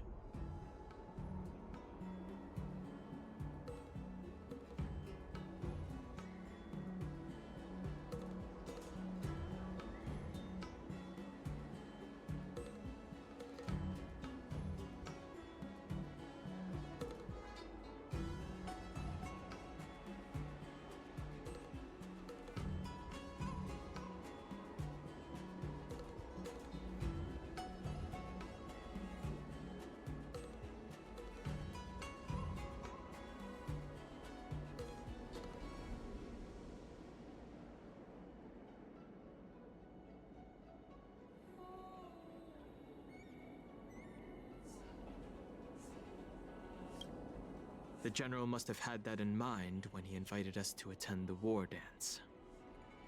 What was I thinking? Seriously, here I was looking forward to a carefree and enjoyable trip. But it seems wherever we go, drama is just around the corner. Aw, I was so excited. I thought those Arbiter Generals were just here to see the ceremony. By the way, I heard that an alchemist from the Juming diplomatic ship has arrived, and rumors say that she's to be the new Cauldron Master of the Alchemy Commission on the Luofu. An alchemist from the Juming serving as the Cauldron Master on the Luofu? While it's not unheard of, the timing itself... Thanks to your words, Mr. Danheng. Now I finally see the underlying tensions. The General is under tremendous pressure right now, but I was completely oblivious to his troubles. How naive of me. Come on, don't think like that. Leave the adult matters to the adults. Even if you wanted to do something for the General, it's not like you can do anything. Did I say something wrong? Again?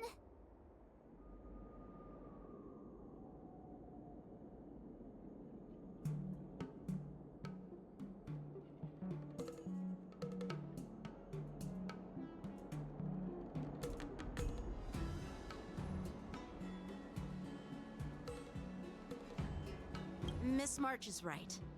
I don't have the skills to share the General's burdens at the moment. Still, I'll do my best to follow his instructions. Let's go. Once I've taken you to your accommodations, I need to go to the Artisanship Commission to handle the IPC's protest. He looks like he has a lot on his mind. We can't just let him go alone. Why don't we accompany you to the Artisanship Commission? This is too much trouble. While I appreciate your kindness, dealing with the IPC's workers could be tricky. I'm afraid this will cause trouble for the Express. No worries. We're pretty experienced in dealing with the IPC. You've heard of the 10 Stone Hearts? We've dealt with quite a few of them, right?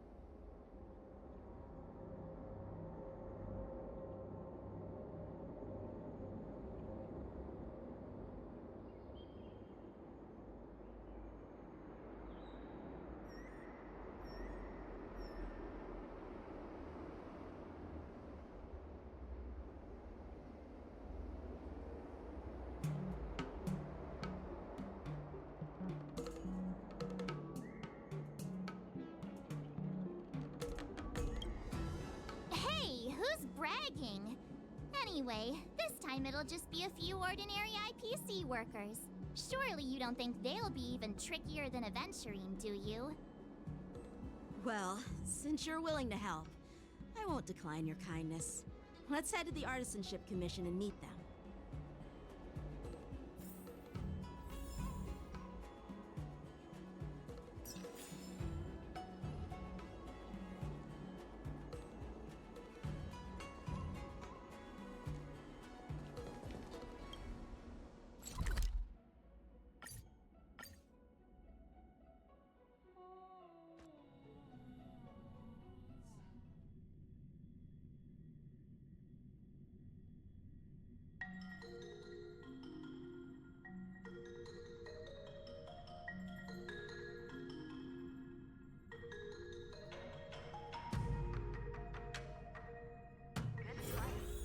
Can I really reason with you Xianzhou people? I think I get it now. In your words, this is called looting a burning house, right? But I am trying to reason with you here. That toxic voice sounds familiar. Haven't I heard it before in Arum Alley? You know what? This isn't my first time dealing with the Skyfaring Commission. I can handle your unreasonable ways. But straight up snatching IPC cargo, isn't that going a bit too far? Just as I've said it many times already, once we've inspected the cargo and completed the security check, you can be on your way. Is there something wrong with your ears, or is it just your brain? I'm hearing you loud and clear. I'm thinking clear. And my answer is crystal clear. Not a chance. Keep detaining my cargo and I'll file a complaint directly with your general.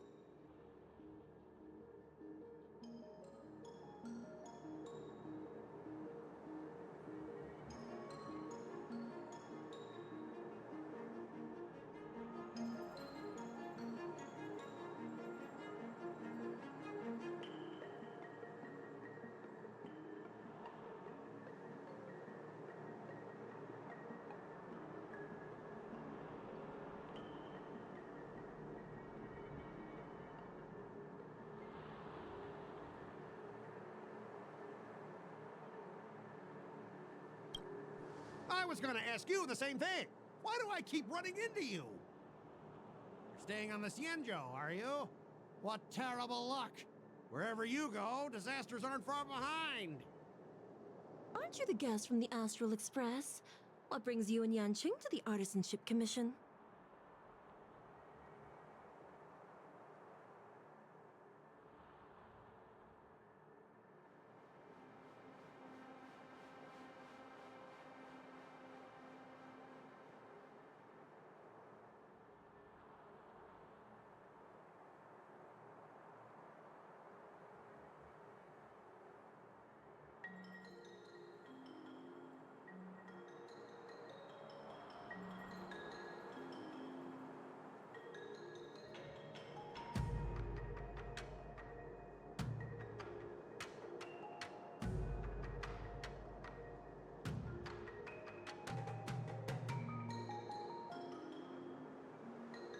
Trouble caused by the IPC? I'd say it's caused by the Skyfaring Commission. Looks like you've met this IPC worker before. I'm not sure if that's a good or a bad thing. I was sent here to deal with the IPC protest, Miss Shikwe. What's going on here? As you know, this IPC transport ship was attacked by the Borison and rescued by the Juming's diplomatic ship. Then the Cloud Knights were instructed to bring it back to the dock for repairs and inspections. And this is Mr. Scott, the person in charge of this transport ship. So, you're Scott. I've heard her mention you. Weren't you kicked off the Lafu before? Why did you come back? Like I wanted to come back. I thought I'd just dock at the harbor for repairs and leave this forsaken place for good. Little did I know, as soon as the ship entered the harbor, a bunch of Cloud Knights showed up and snatched all our cargo from the hold. What do you mean by snatched? I've told you a million times. It's a security check.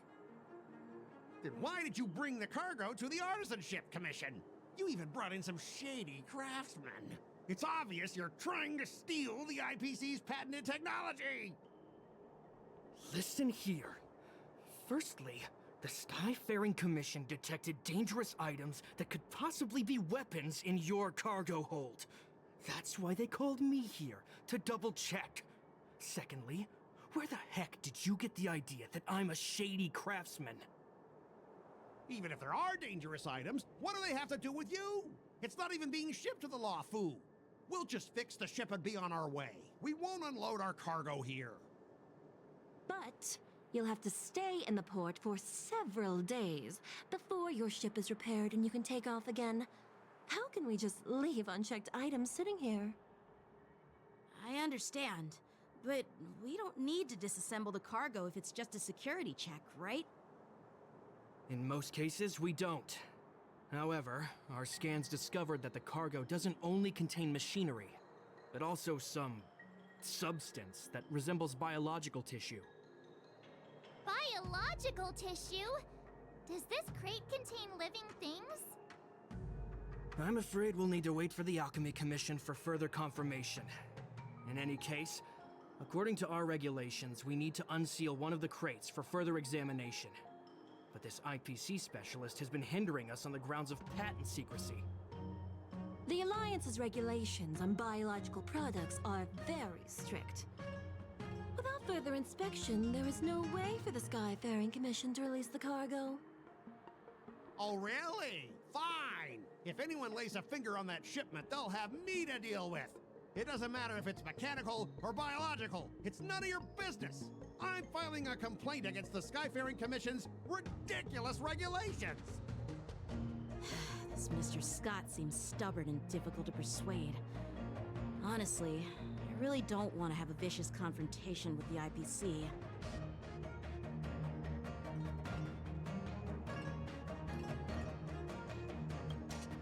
I heard how you helped Aramali. The IPC representative back then was Mr. Scott, right? Since you've dealt with him before, it looks like I'll have to rely on you again. What are you guys whispering about over there? Just hurry up and give us back our cargo.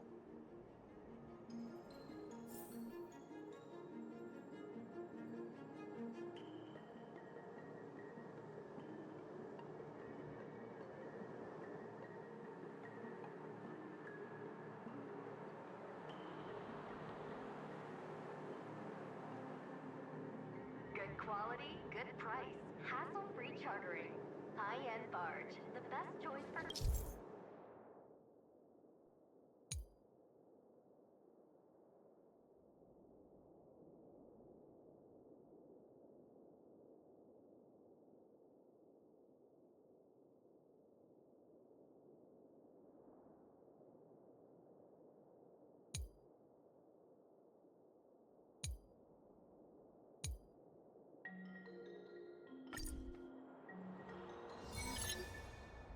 As I recall, this guy won't listen to reason and can only be persuaded with intimidation. But he does seem to follow rules to some extent. Let's use that against him. Speaking of regulations, we have our own laws and regulations too. According to Article 4 of the Cienjo Alliance IPC Trade Consensus, the Alliance and IPC shall never infringe on each other's intellectual property rights.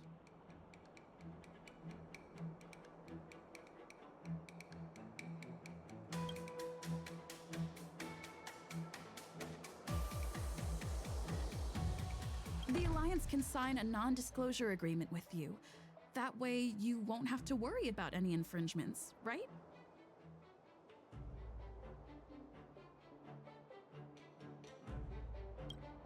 We can sign a mutually acceptable non-disclosure agreement in accordance with the IPC's rules.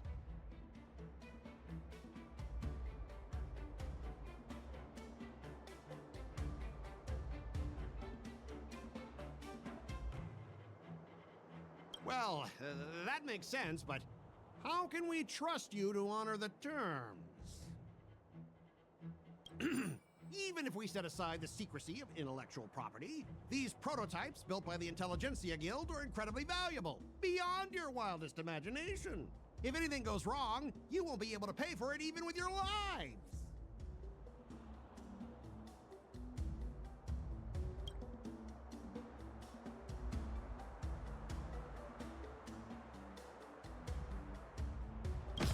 I've got a brilliant idea. I'll just smash everything with my bat, and then you can hire someone to assess the damage. That way, your cargo won't need any inspection, right? Calm down. The General wants us to handle this peacefully.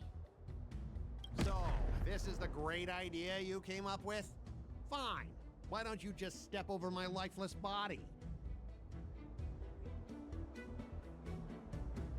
Besides, the cargo on this transport vessel belongs to the Intelligentsia Guild. If you want to inspect the cargo, shouldn't you at least call in a member of the Intelligentsia Guild to be present?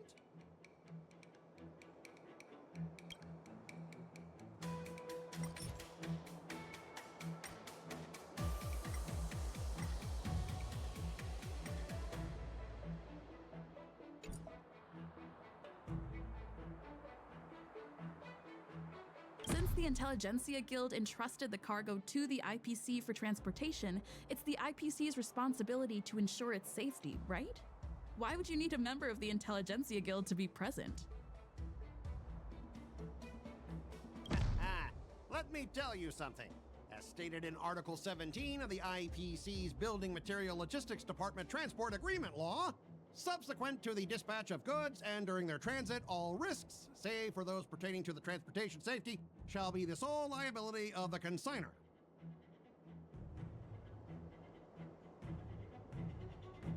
Well, only protect the integrity of the goods and prevent anyone with ill intentions from getting their hands on them, for example.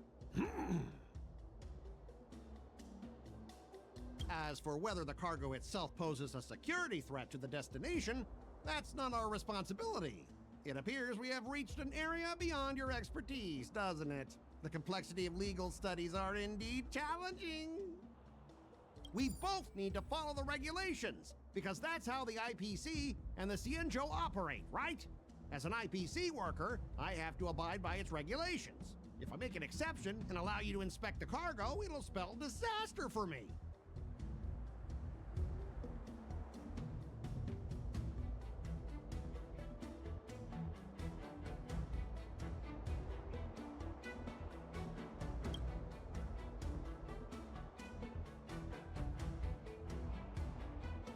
Everyone has their own set of rules. Now that you're on their turf, shouldn't you follow their rules too?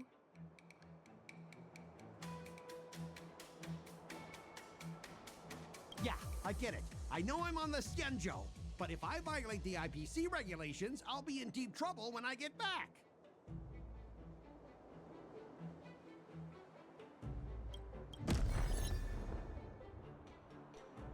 Well, you guys sure know how to argue your case. Fine, I'll allow you to do the security inspection. It's just that, I need some time to sort things out. This is a big deal. Let me talk to headquarters first. So, Mr. Scott, are you just stalling for time and planning to leave the Cienjo as soon as your ship is repaired? To avoid the Skyfaring Commission's inspection?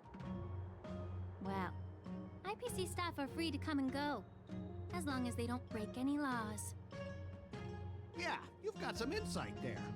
Who are you again?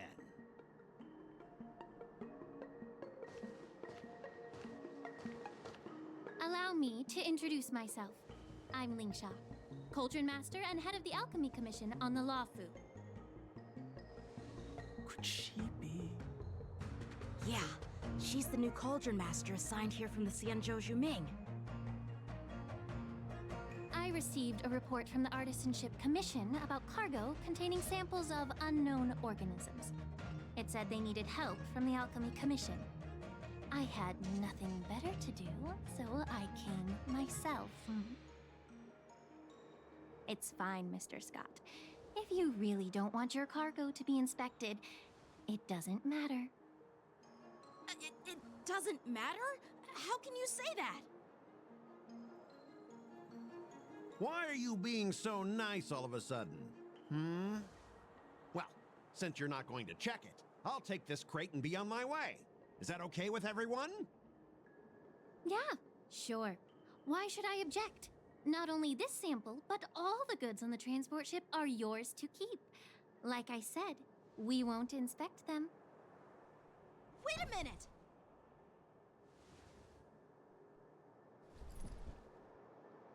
Well, that's more like it. If only the young displayed a more reasonable attitude, we could have sidestepped that altercation just now. Our ship will leave in a few days once the engines are repaired. Your ship can leave whenever you want, but I'm afraid I can't say the same for your cargo. According to the import and export regulations signed between the Xianzhou and IPC, all biological shipments can only leave the port when they have confirmed to be of no threat, or when all biological activity expires. Since we can't determine if your shipment is safe for the environment, I guess we'll have to wait for its biological activity to expire. Let me check the previous cases. Normally, it'll only take around 47 star calendar years. Only 47 years? Why so surprised? You're still young and full of energy. I'm pretty sure you'll live a few more decades. Have some confidence in yourself. Ha! Typical of a long-life species. Your words are dripping with sarcasm. While you may not care about time, I do. I'll be demanding double compensation from the Skyfaring Commission for every minute wasted. Sure thing, Mr. Scott. You seem pretty confident that your career and life will last long enough to witness this victory unfold.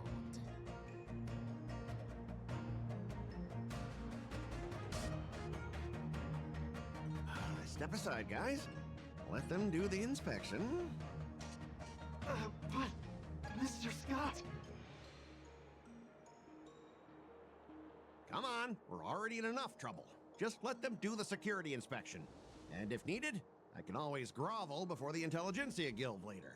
I'm just using my head for what it's apparently good for, right?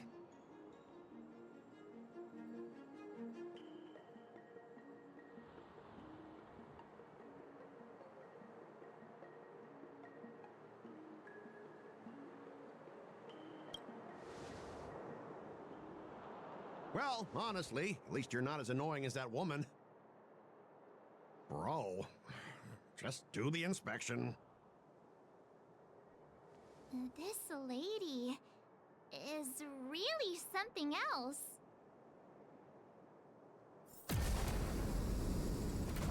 Is this the IPC product? Listen up. Any damages caused by inspections will be filed with the IPC.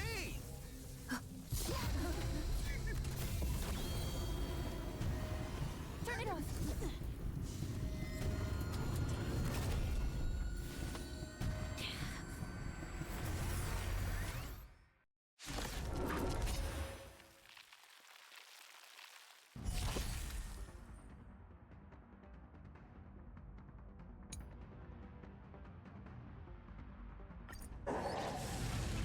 Oh, how unexpected. That was a surprise. Didn't hurt.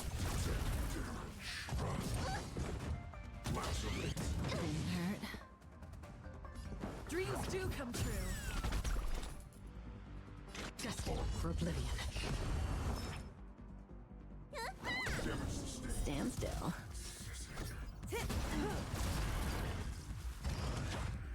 Again.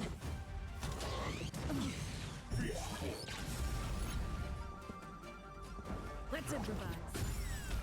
Another journey begins on the still waters of oblivion. Let me turn your... Relax.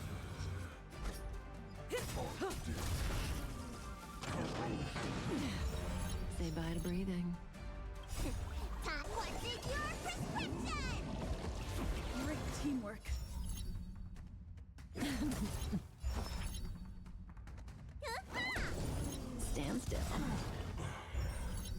of them get messed up. Dreams do come true. Free will, or was it fate? Destined for oblivion. The mood is set just right.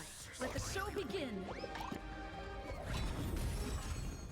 I weep for the departed.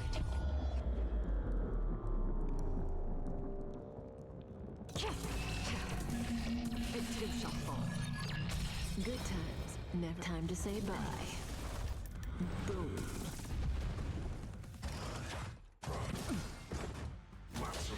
Didn't hurt.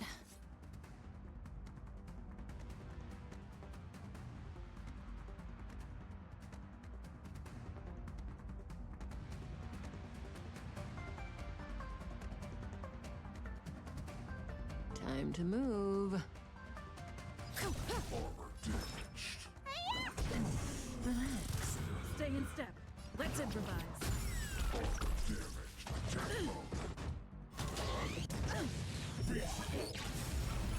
Another journey begins.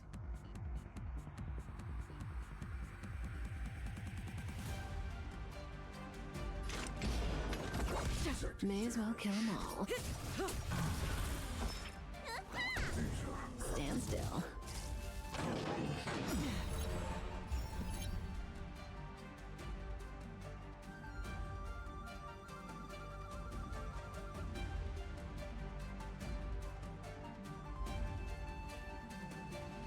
Dreams do come true.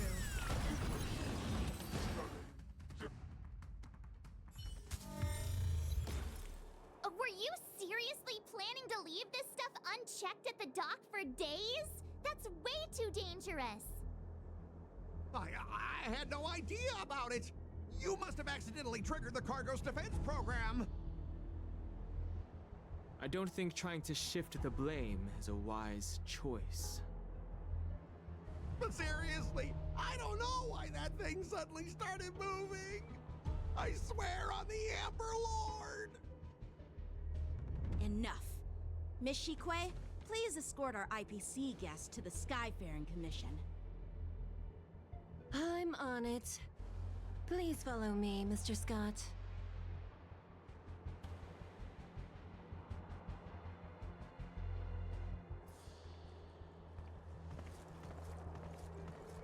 Our preliminary inspection shows that there is indeed hidden biological tissues inside. Just like the craftsman feared. I can't even tell if it's ingenium or biological in nature.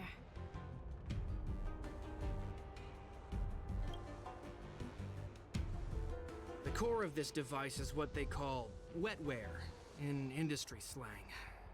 To put it simply, this machine operates with a kind of biological nerve as its control center. I'll take some samples for the alchemist to analyze and figure out where the biological tissue comes from. Why would the Intelligentsia Guild use such unethical technology? Perhaps they're trying to create a new weapon? Whatever the reason is, it's probably why the Borison attacked the ship.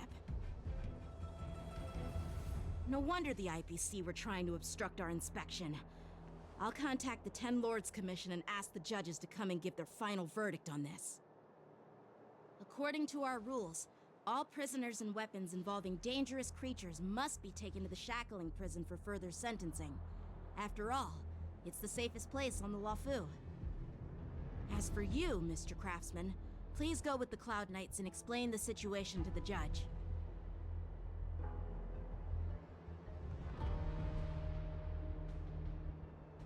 I had a feeling that the IPC members would cause trouble, but I didn't think they'd be this tricky. Thanks for your help, Miss Linksha. I should thank you for saving my life. Your sword skills were impressive. Taking down that big guy.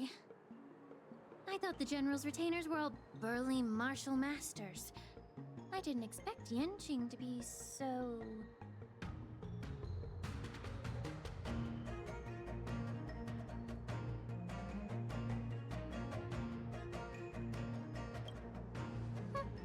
Can't argue with that. As for you, you must be the guests from the Astral Express, right? Saving the Luofu from that crisis. It's so impressive. It was wasn't a big deal. Really. It's still early, so why don't we get some tea at the Alchemy Commission? We can discuss your suggestions for revitalizing the commission. I'd be happy to accept your invitation. And you three are coming too, right?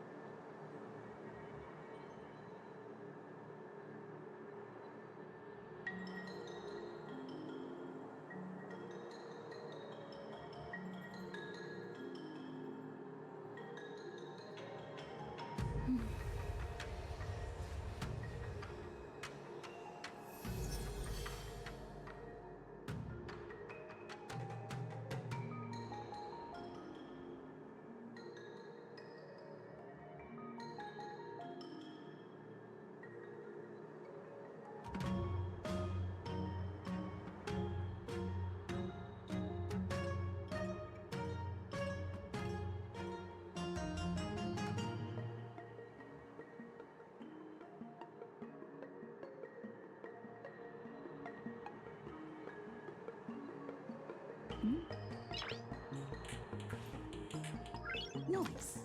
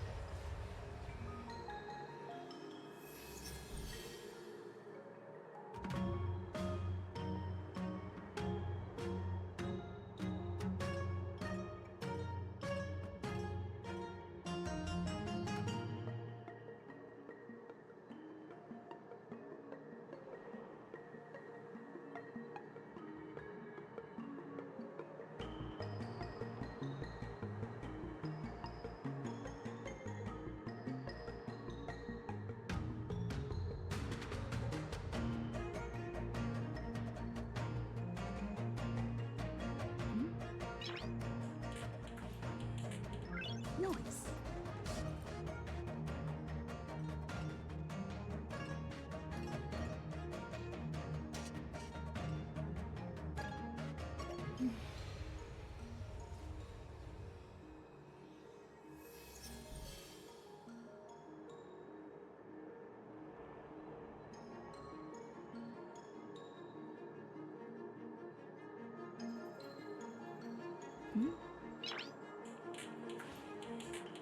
Noise.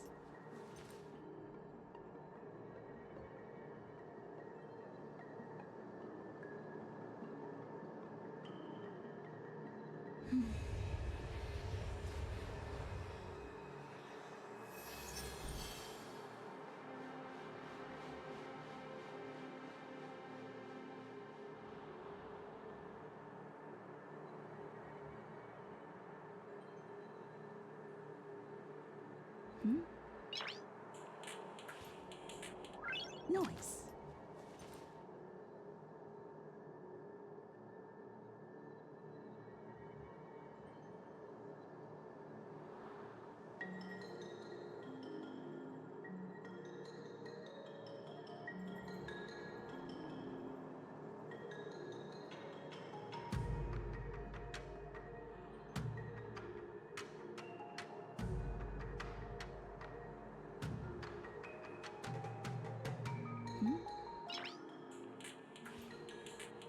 Noise.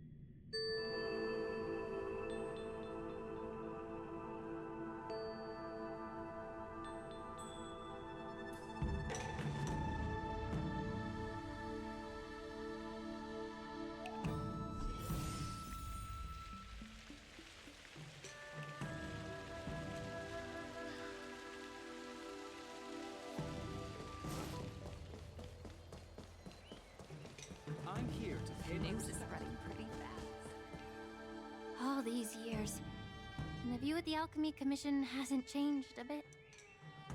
The tides come and go, but the ancient sea remains the same. For us Vidyadhara, there's nothing more nostalgic than our homeland. You're a Lofu native, Miss Lingsha?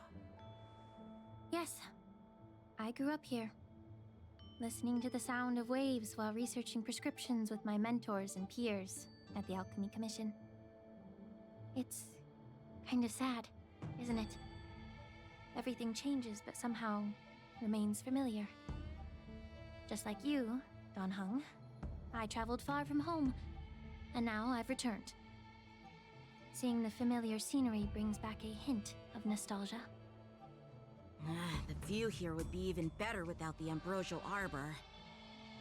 Oh, really? I think that towering tree looks pretty impressive. Even if it's impressive, it's a plague mark. The Xianzhou have been fighting abominations for thousands of years. And now that the ambrosial arbor has been reborn, it's only natural for everyone to feel uneasy. Well, once a seed is planted, no matter how long it takes, it'll eventually sprout and bear fruit. In my humble opinion, the rebirth of the ambrosial arbor and the resurgence of the disciples of Sanctus Medicus were inevitable. The seed was already planted when the ancestors of the Xianzhou sought immortality.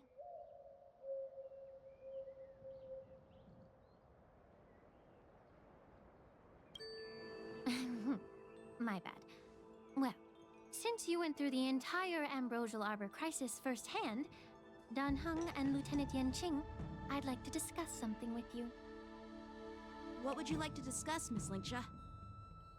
I was lucky enough to be chosen by the Alliance to come in and clean up all the old grime in the Alchemy Commission. Honestly, the Alchemy Commission is riddled with problems and has reached a point where fixing it seems impossible. I'm looking to remedy this problem, but was wondering if you could provide any insights. Well, even though I'm a Vidyadharan like you, I'm an outsider, just like my companions here. I can't really say much about a remedy, but I do have a piece of advice, Miss Lingsha. The Vidyadhara and the Alchemy Commission on the Luofu have always been intricately connected. If you cannot distance yourself from these ties, Miss Lingsha, changing the situation within the Alchemy Commission may be quite challenging. I may not know about politics, but I do know that the disciples of Sanctus Medicus have been operating within the Alchemy Commission for years. If you're determined to root them out, maybe you should discuss it with the General. I see. Thank you for your valuable insights. While the Lux Arrow from the Rainbow possesses unparalleled power to sever the Ambrosial Arbor, it can't sever mortals' desire to prolong their existence. Just like how the Cloud Knights can eliminate the remnants of the disciples of Sanctus Medicus, but are unable to calm the hearts and minds of the people within the Alchemy Commission. Our Xianzhou forebears knew this well, and that's why they entrusted the duty of guarding the roots of the Arbor to the Vidyadhara. However, the Vidyadhara are still only mortal beings. 30 years ago, my mentor served as Alchemy Commission's Cauldron Master. She recognized the emerging undercurrents and sought to cleanse the source of the disturbance. Unfortunately, even though she was skilled in the art of healing, she didn't understand the human heart or how to eliminate the sickness lurking within the depths of the Alchemy Commission. In the end, she was framed and exiled to the Juming.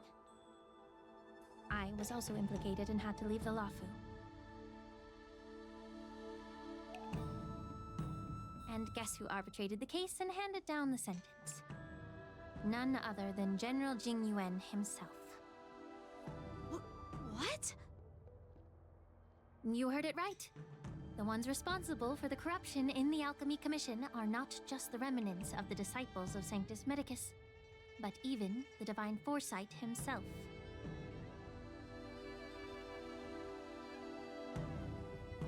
Alas, why is your face turning pale, Yanqing? Don't worry about it. I understand that when someone holds a position of power, they may sometimes have to make tough decisions. I won't hold any personal grudges against him. Besides, at our age, holding personal grudges is a luxury we can't afford. Lingsha, you're back! Ugh, I've been waiting ages for you.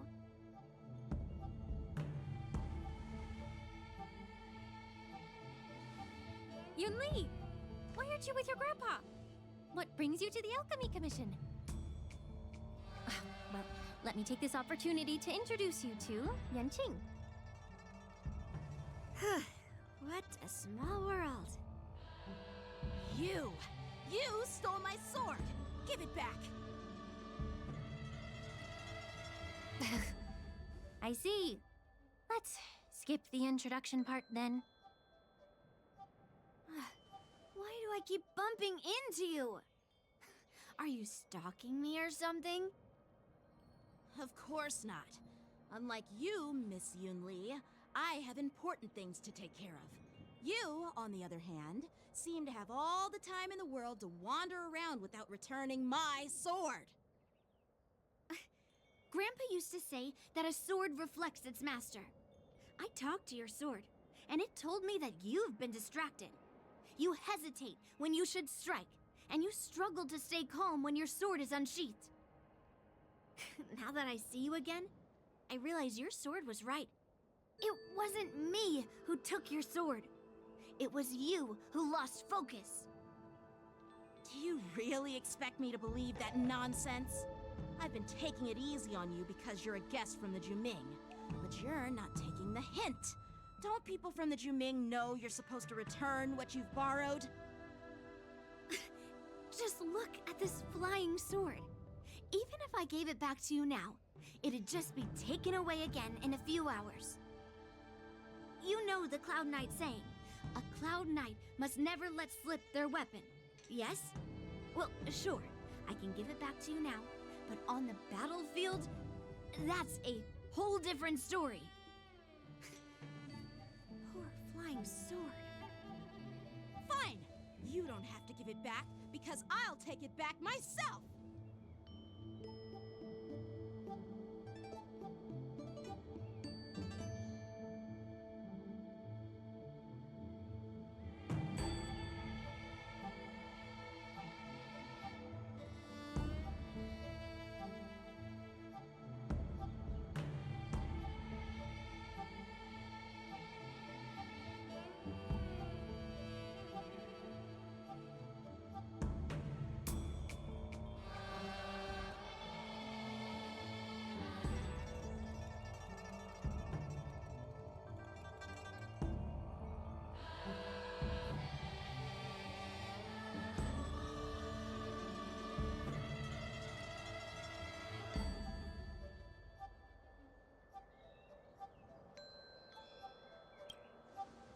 Between these two, who do you think is tougher? Don't get me wrong, I'm just curious. Get ready to separate them. It is my first day at the Alchemy Commission. A brawl is definitely not how I imagined celebrating it. Well, since you don't approve, I won't draw my sword here. I didn't mean it in that way. Since you've already drawn your swords, you'd be disappointed if you didn't get to test one another, right? I've received reports that the delves near the Alchemy Commission are still infested with abominations. Seems like my predecessors left quite a mess. So, if you two want to determine who's better, why not focus on them instead of each other? Clearing out some abominations? Sounds boring. It's the Cloud Knight's duty to eliminate those abominations. You don't have to ask me twice, Miss Lingsha. I'll help you get rid of them. Oh, you think you're the only one who knows how to behave? If Lingsha needs anything, I'll gladly draw my sword and help her out. It's so heartwarming to see both of you being so sweet and caring. So then, shall we get going?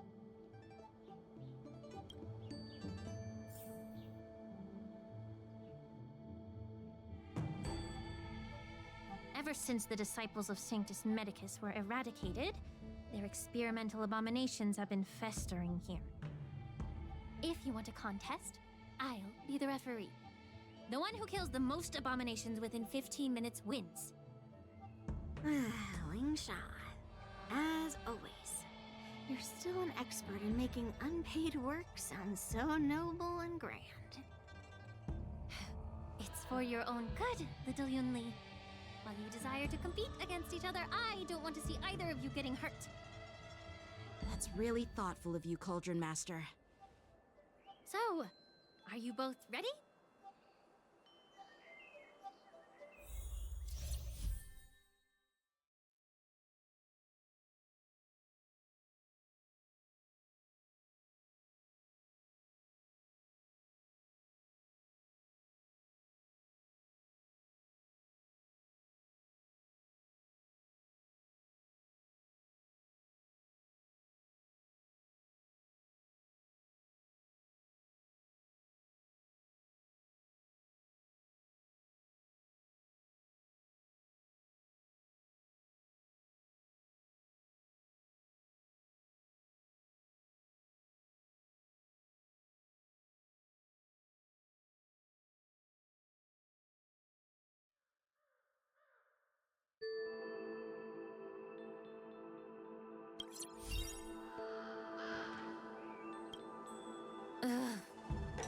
Looks like my predecessors left quite a mess. Let me say it again. The one who kills the most abominations within 15 minutes wins. Be careful when you draw your swords, and make sure you don't hurt each other.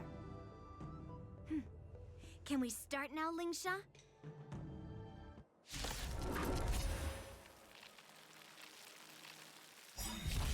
How many can you block?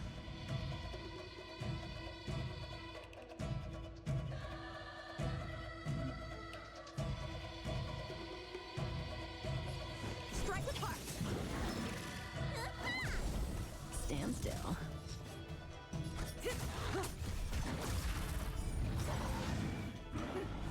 I didn't expect someone who can't even hold on to a sword to actually have some skill.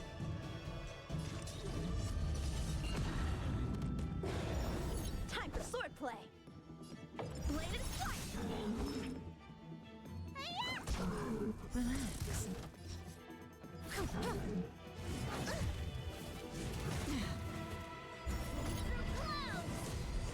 You've got style with those moves, but you're not striking where it counts. It's such a shame to see you misuse your sword like that. That's half the work. Still waters of oblivion. Stand still.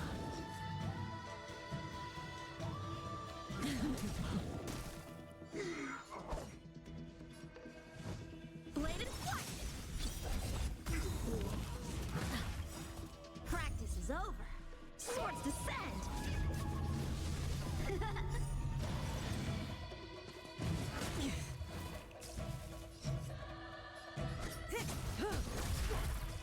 Let me tell your Relax.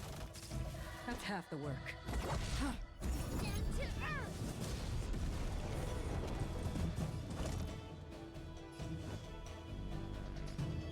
Strike apart. Didn't hurt. Cutting the net. I weep for the departed.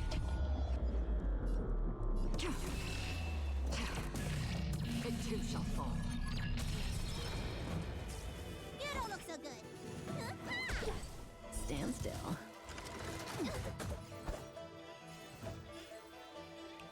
Bladed strike. That's half the work. May as well kill them all. Need a doctor? Relax. Time for swordplay. Strike apart. They're close.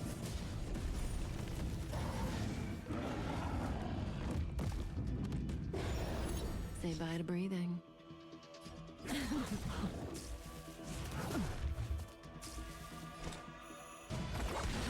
Stand still. Let me tend your wounds.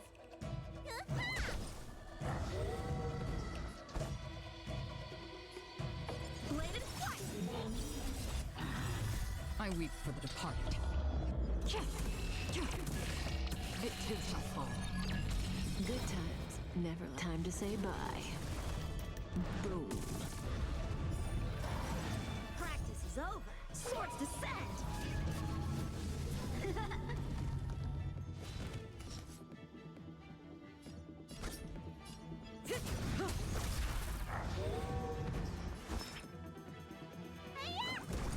Relax. Strike apart.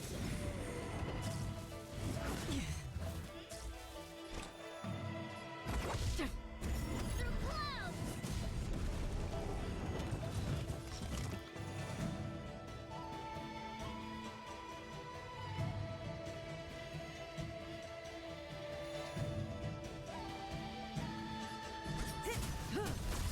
How many can you block?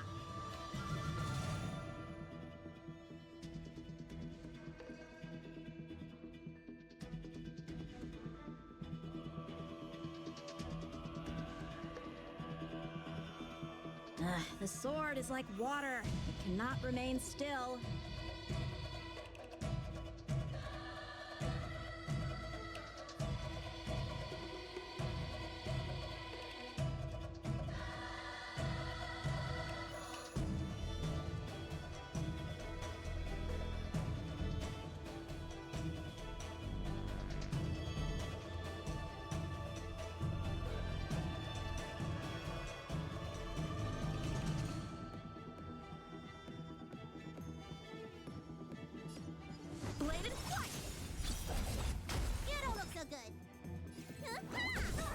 stand still.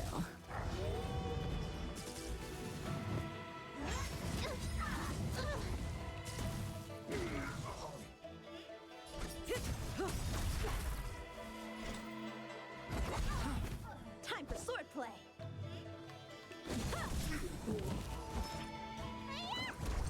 Relax.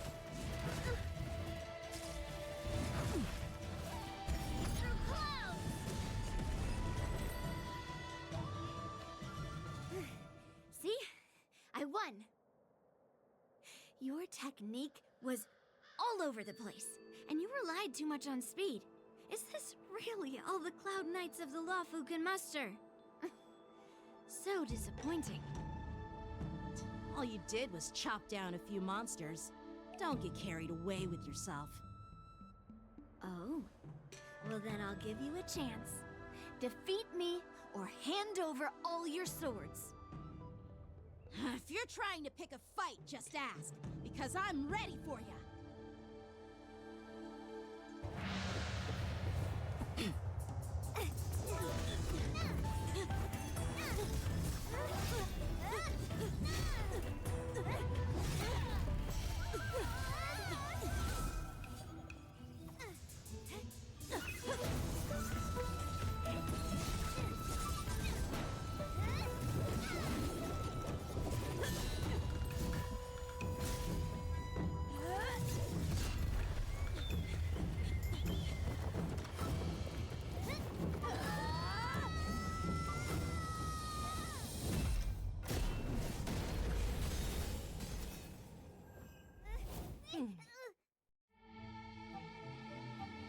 Well fought, my young friends.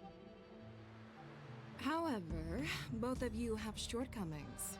One of you focuses on dodging and weaving, while the other relies on brute strength, trying to take down targets with a single strike.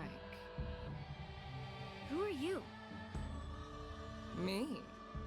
I'm just a patient seeking medicine from the Alchemy Commission. A passerby, if you will. I thought I'd see my fill of impressive fights during the war dance. Yet here I am, able to witness a remarkable fight at the Alchemy Commission, of all places. Well, the Lawfu is never short of surprises. However, I have a small suggestion for you. Why don't you settle this dispute fair and square in the war dances ring? That way, you can resolve your differences with a proper duel and put your grudges behind you. Grudges? No, not at all. Yunli and I, we were just sparring. Sparring? You summoned your flying swords and she swung her sword with full strength. No grudges between you. I don't believe it. Aha! What brings you here, Lady Fei Xiao?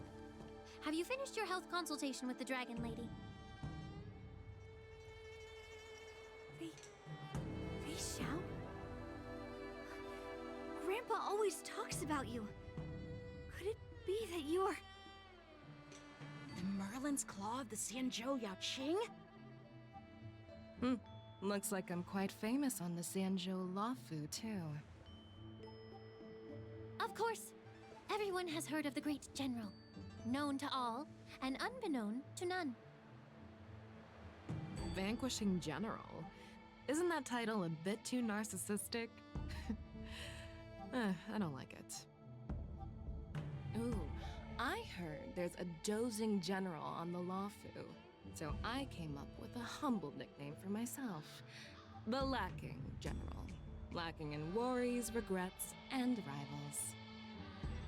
Sounds much better, right?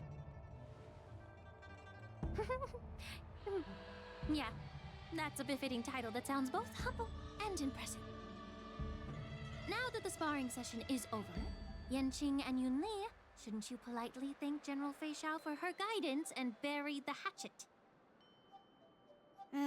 Here's your sword. Keep it safe.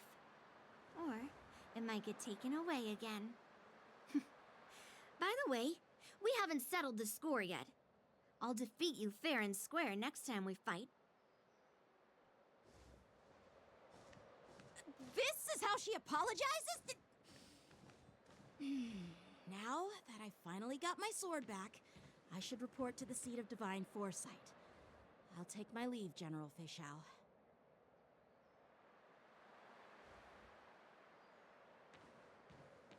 Oh, by the way, Miss Linksha, if you've got some free time, I'd like to invite you to the seat of divine foresight for a chat with General Jingyuan. I think there's more to those personal grudges you mentioned earlier.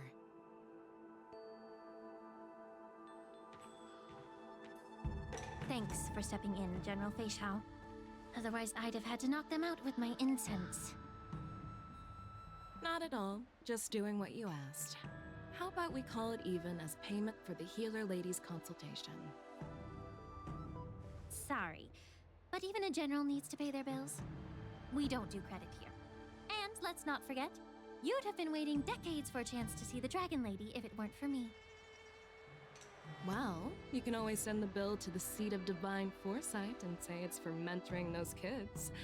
After all, it was quite the effort splitting them up. I nearly had to get tough. Now, if you'll excuse me, I need to find a spot and get some fresh air.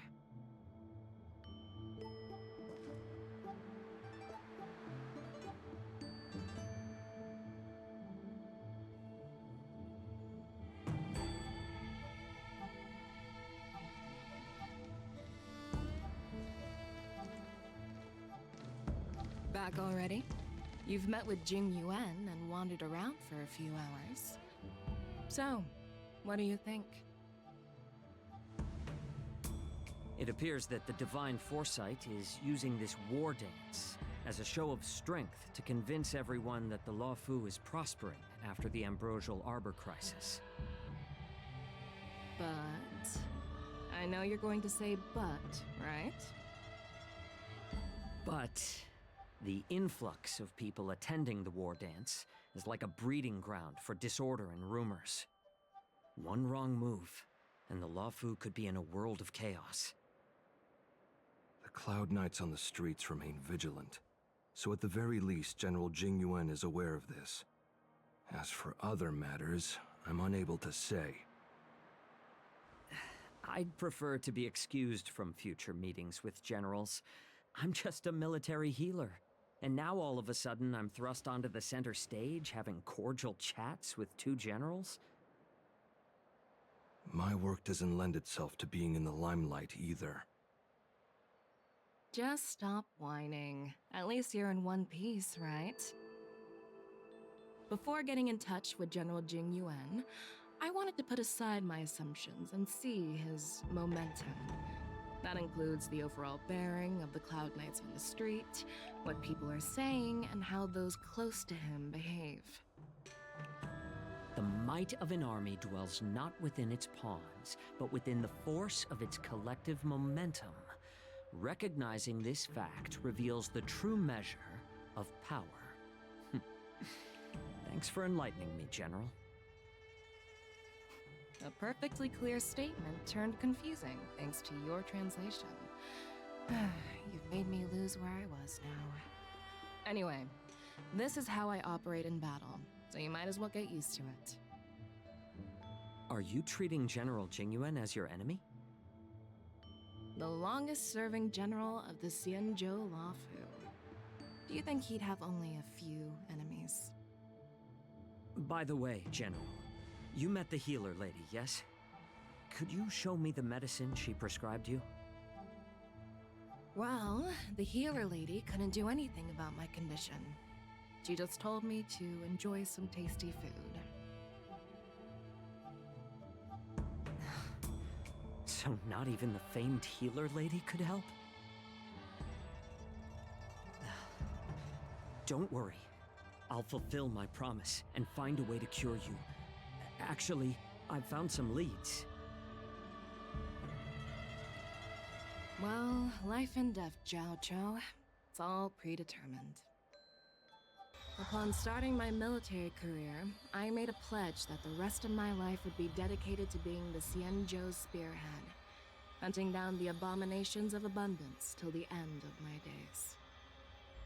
As long as I can fulfill that deep-seated desire, I don't care how long I live. You asked if I view General Jing Yuan as my enemy. No. My real enemy has always been myself.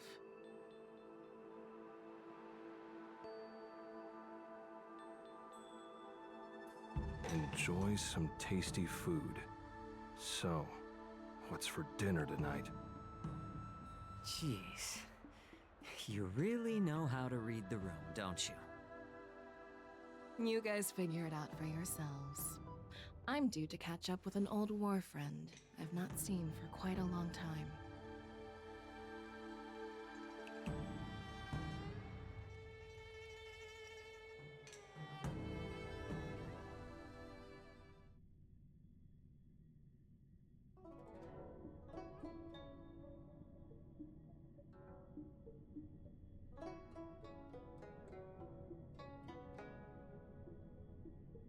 Hey!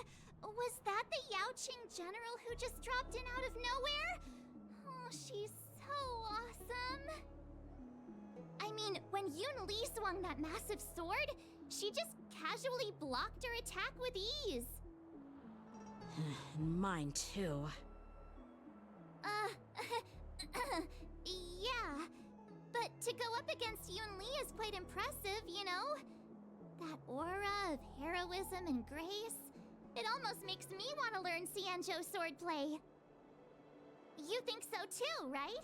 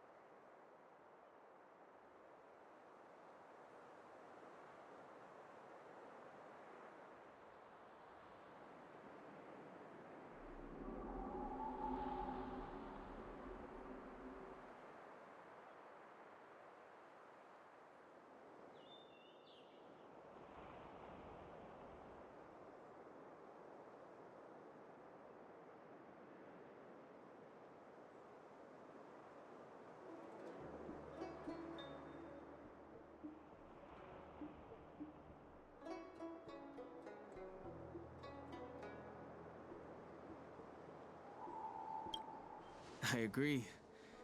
General Fei Xiao is indeed impressive. I was actually hoping you'd give Yanqing some praise. Thanks for the kind words, Miss March. The war dance is coming up, and I've been chosen to represent the Cloud Knights in the ceremony. I've had my fair share of defeats lately, and even though I know there are always more skilled sword masters out there, seeing General Fei Xiao's skills today has made me feel a bit uneasy again. Don't underestimate yourself. After all, generals won't fight in the ring during the war dance. Just remember the state of mind you had when you single-handedly took on me and Blade, putting life and death aside. With that mindset, you can prevail against most challengers. I see. Thanks for the advice, Master Danheng. By the way, now that today's events are over, General Jing Yuan wants to invite all of you to the Seat of Divine Foresight. He has something important to discuss.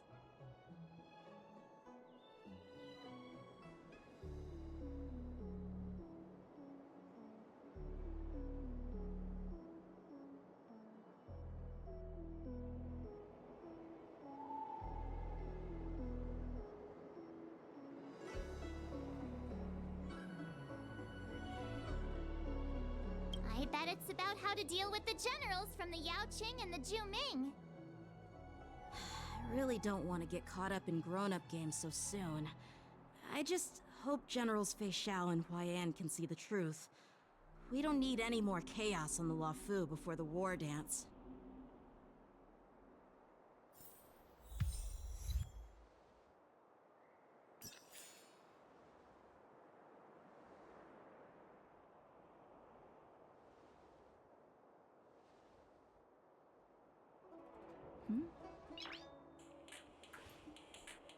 Noise.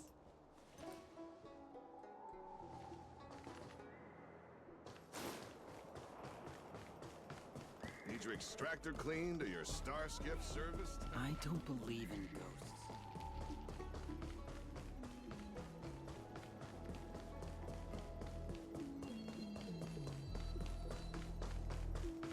What is your purpose for entering the seat of divine force?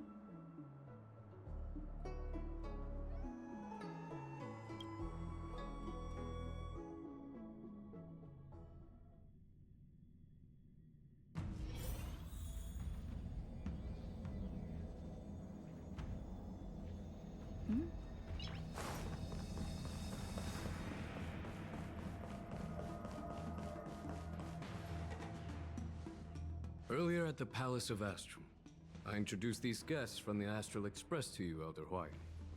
But with all the people around, we only exchanged pleasantries. Now, I'd like to officially introduce them to you. These three braved great dangers, accompanying me to perilous places, defeating the chief culprit Fantilia, and uncovering the conspiracies of the disciples of Sanctus Medicus. If you wish to know more, please, feel free to ask us. Well, I skimmed through the reports about the Arbor's rebirth from the Master Diviner Hu Xuan. She's been summoned to the Yuquei for questioning. There are a lot of doubts within the Alliance about this whole situation. But despite all that, I believe in you. Since you joined the ranks, you have repeatedly achieved remarkable feats. After the High Cloud Quintet each went their separate ways, despite the many criticisms within the Alliance, the Marshal still stood firm against the dissenting voices and entrusted the Luofu to you. Over the years, you've served the Alliance with loyalty and wisdom. You've taken down abominations in Thalassa, rescued the Xianzhou Yuquei from a siege, and destroyed the demonic planet summoned by the denizens of abundance. I still remember those battles vividly. There are fools who doubt your loyalty.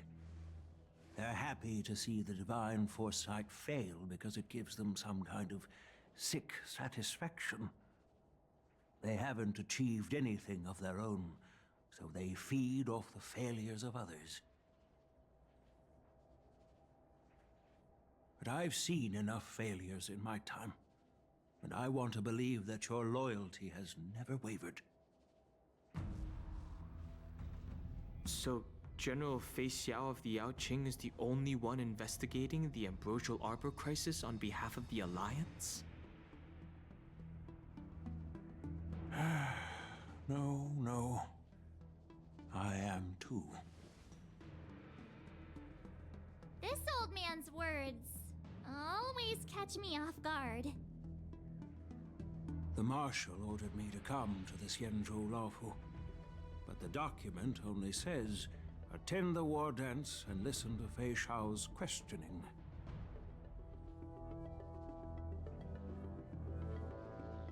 No need for that.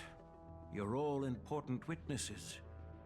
The Marshal is well aware of Jing Yuan's purpose in holding the ceremony, and understands the situation he is facing.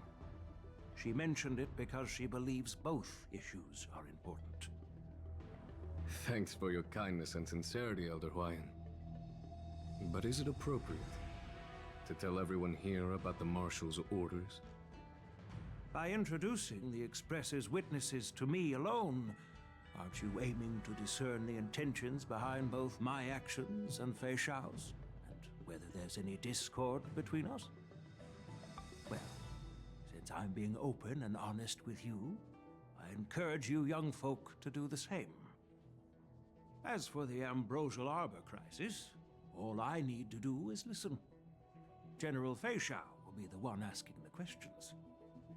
To be honest, I'm more concerned about the timely start of the war dance. Oh, by the way, I've prepared a gift for the war dance.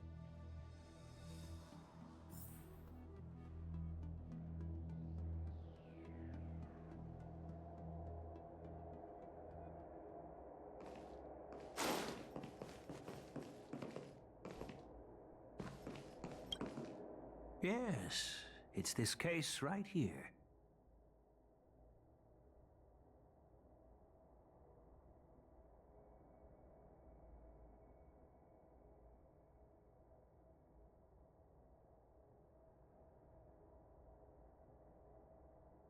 There will be numerous contests and celebrations during the war dance, and the main event will be the Ringmaster's Challenge.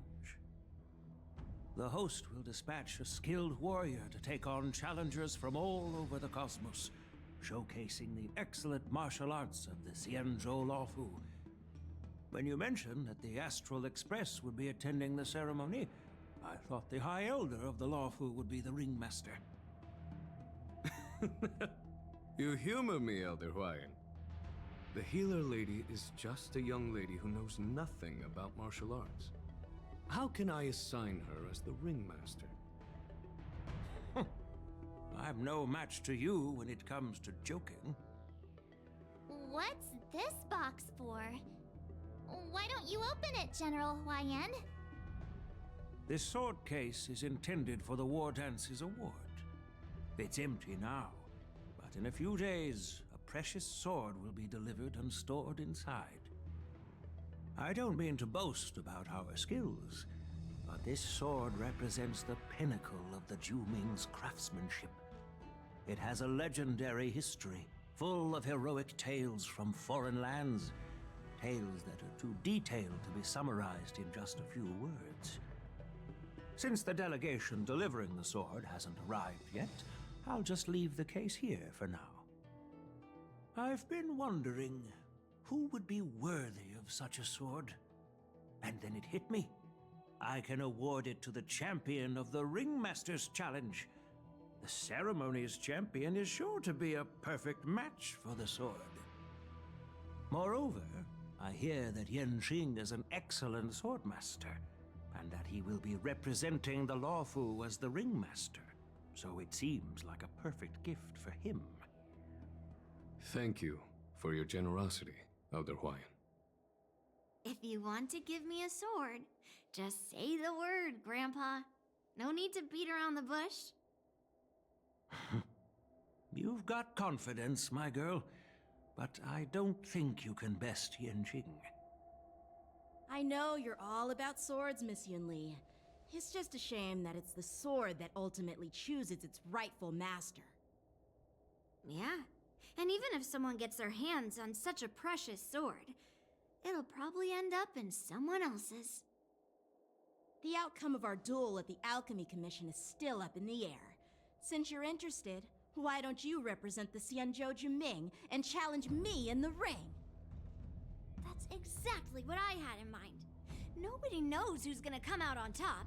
It could be me, could be someone else. It'll probably be me. But whatever happens, it won't be him.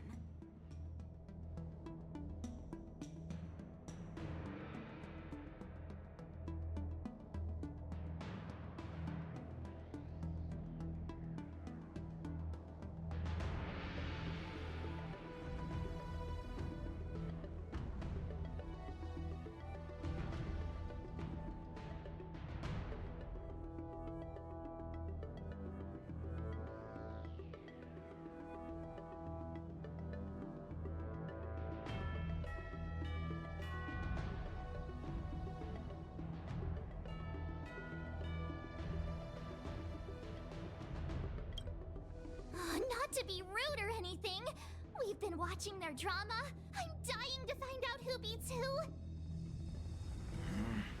Quiet down. We have other guests here. I've prepared this sword to add some excitement to the ceremony, not to have you two squabble. It's not a good look for the Alliance. While you both seem confident that you'll win, you need to remember there can only be one winner and one loser in the ring, which could lead to hard feelings. Actually, I have an idea. We don't know who the winner will be, and it might not be either of you. But if you're eyeing that prize, you'll need to work together.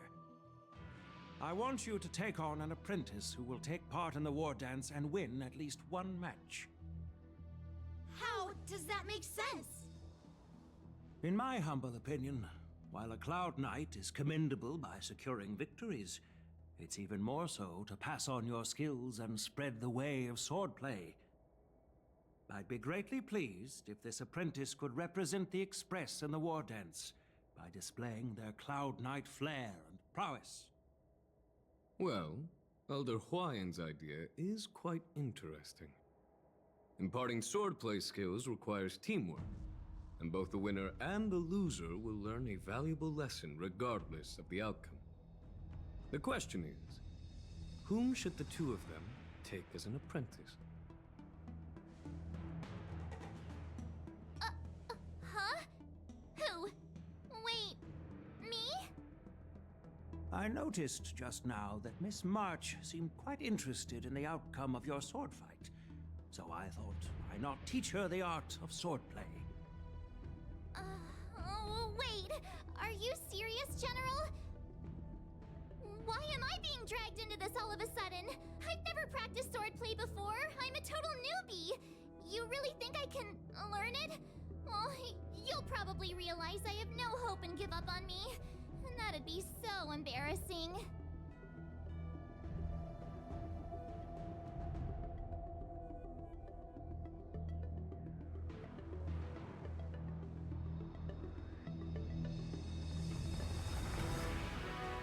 Isn't this a perfect chance for you?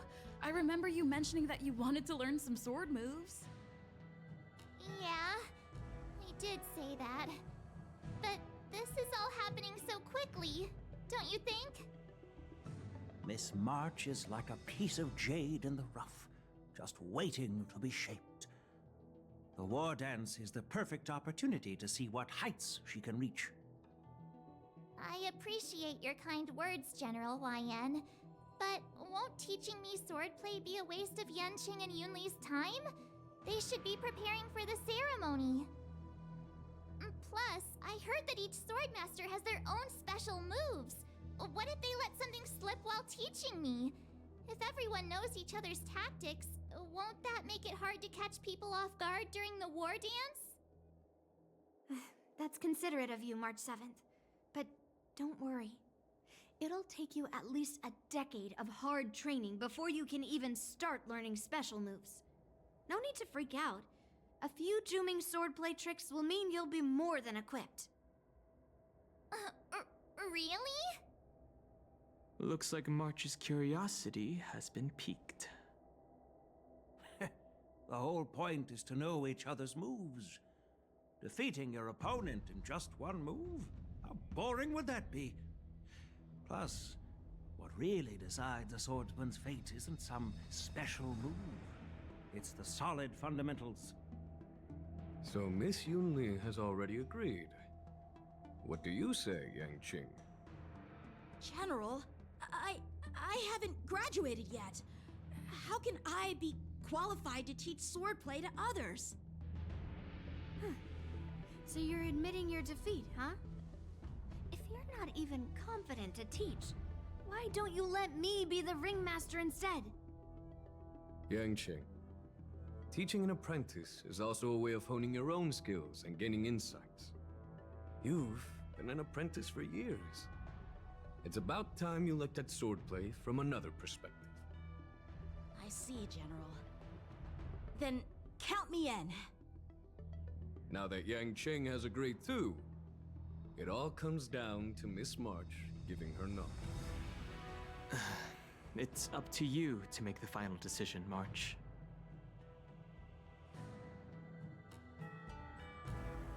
At least that way, I won't have to worry about you accidentally shooting me in the butt all the time. target. Then I'm on board. Thank you for your kindness, General Huayan. Great! Starting tomorrow, Yanqing and Yun Li will teach you the basics of the Cloud Knight's swordplay. Yun Li and I will head out and purchase some sword practice equipment for Miss March. Think of it as a little initiation gift. You're too kind. Wait, you're giving me a gift? Shouldn't it be the other way around?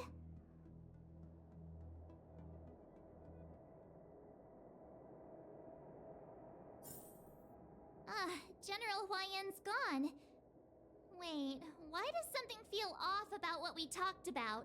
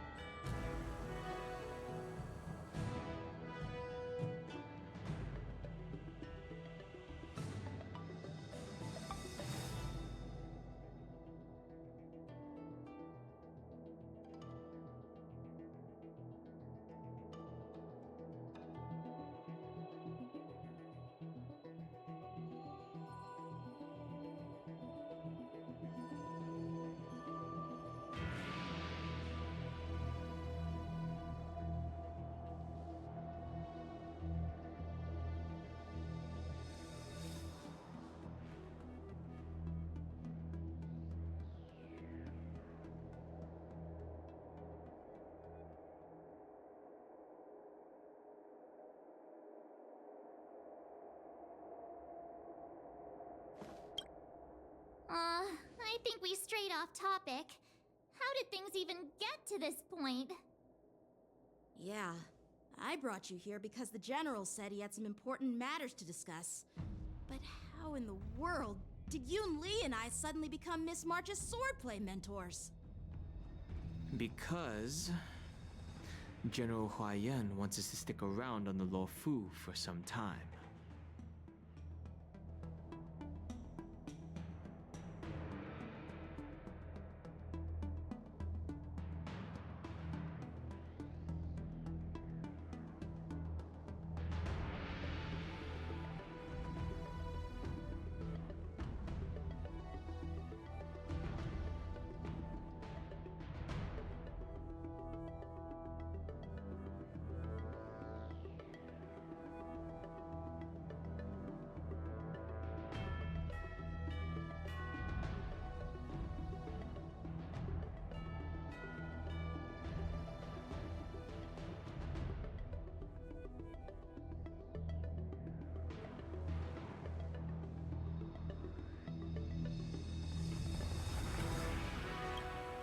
But from his point of view, we're no different from all the other tourists who may leave at any time.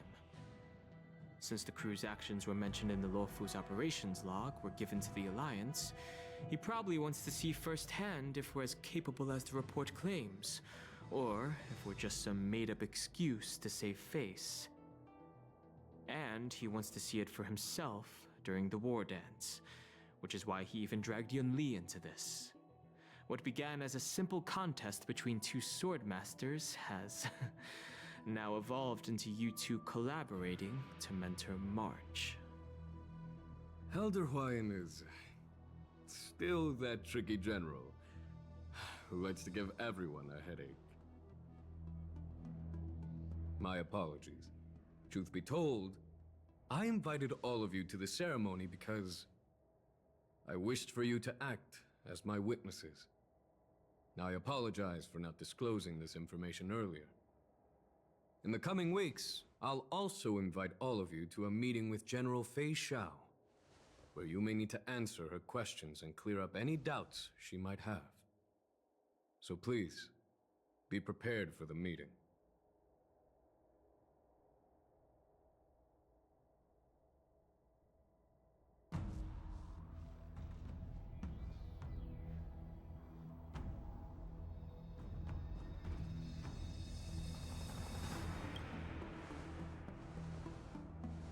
Did we do something wrong? We really did save the Luofu, so why do you want to sneak off like we're fugitives? Don't worry. No matter what happens, I'll stay here as a witness and answer any questions she might have. Thank you, everyone. General, I know there isn't much I can do to share your burden, but... As the Luofu Ringmaster, I won't let anyone defeat me in the war dance. I know.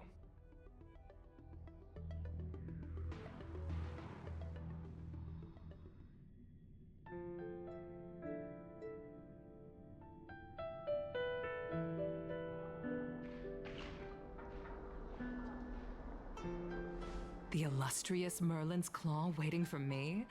And for so long, too? It's quite an honor. It's been a while, General Fei Xiao. It's been 30 years since we last saw each other. Right, Yukong? Yes.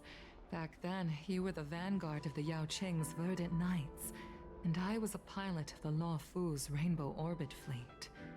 Who would have thought that upon meeting again, you'd be a general, and I'd have given up flying? Really does feel like a lifetime ago. Well, I wouldn't say I haven't seen you in 30 years. After all, your great victories are announced through the Yellow Bell resonance system every day. So I'm well aware of your great feats. How's your health holding up? Still stable, I suppose. Do you still remember the medic who saved me in battle? That healer with the odd name and peculiar temperament. What was his name again? Was it Pichu? Or Kachio? Jiao Cho. He's been my retainer and personal healer, delegated by the Alchemy Commission from the Xianzhou Yao Qing.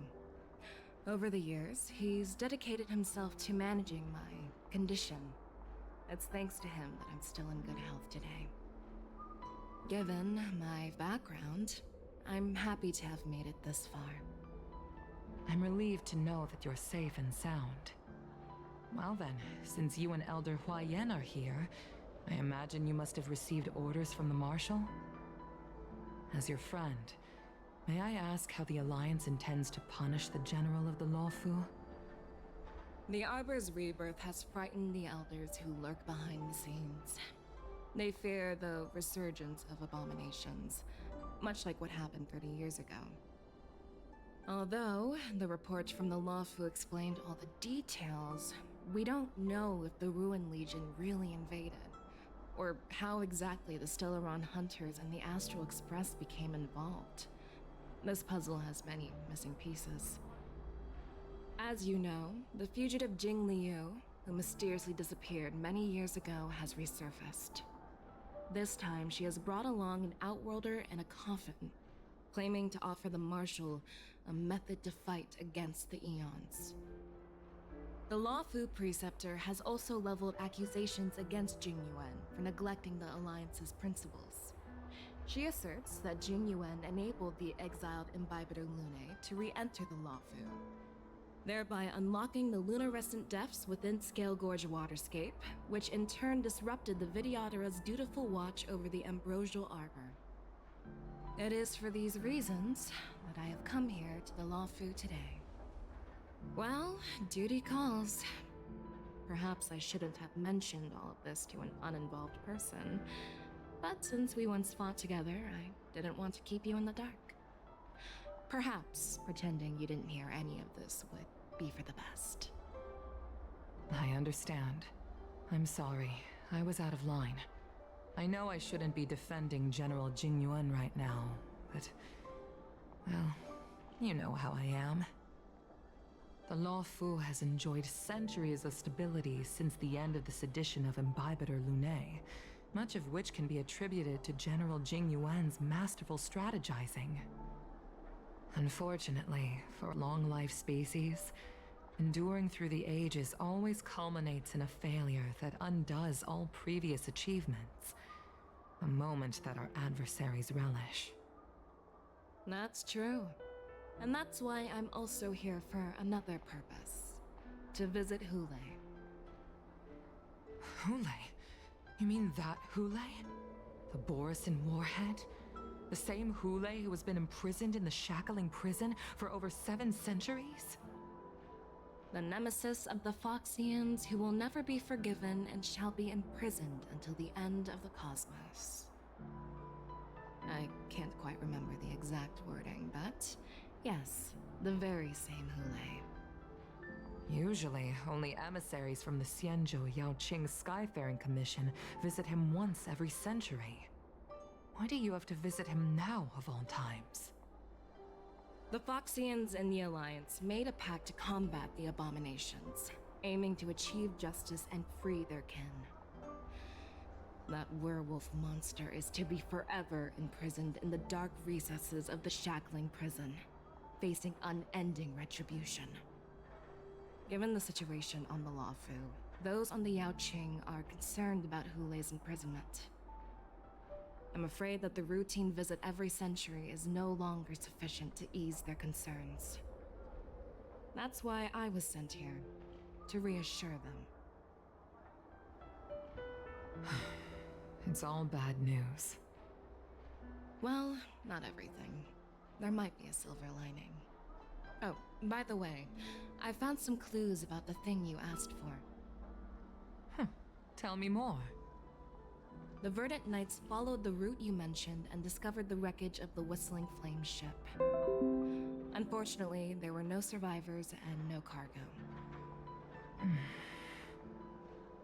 However, someone had already been on the scene before we arrived. Our people? Or someone from the IPC? No, neither. Yukong, have you heard of a person named Ron May?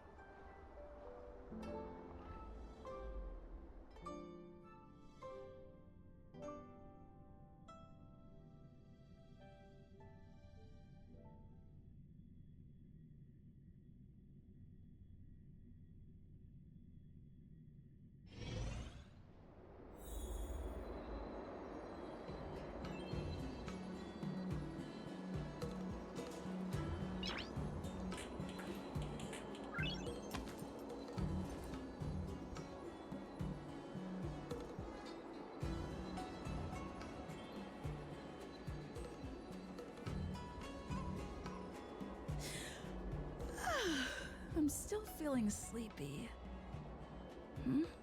Did I oversleep? Where did March and Don Hung go?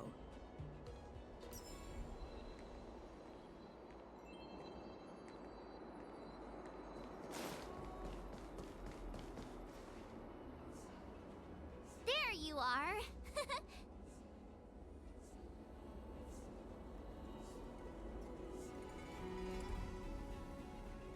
You haven't forgotten about our promise to General Huayan, have you?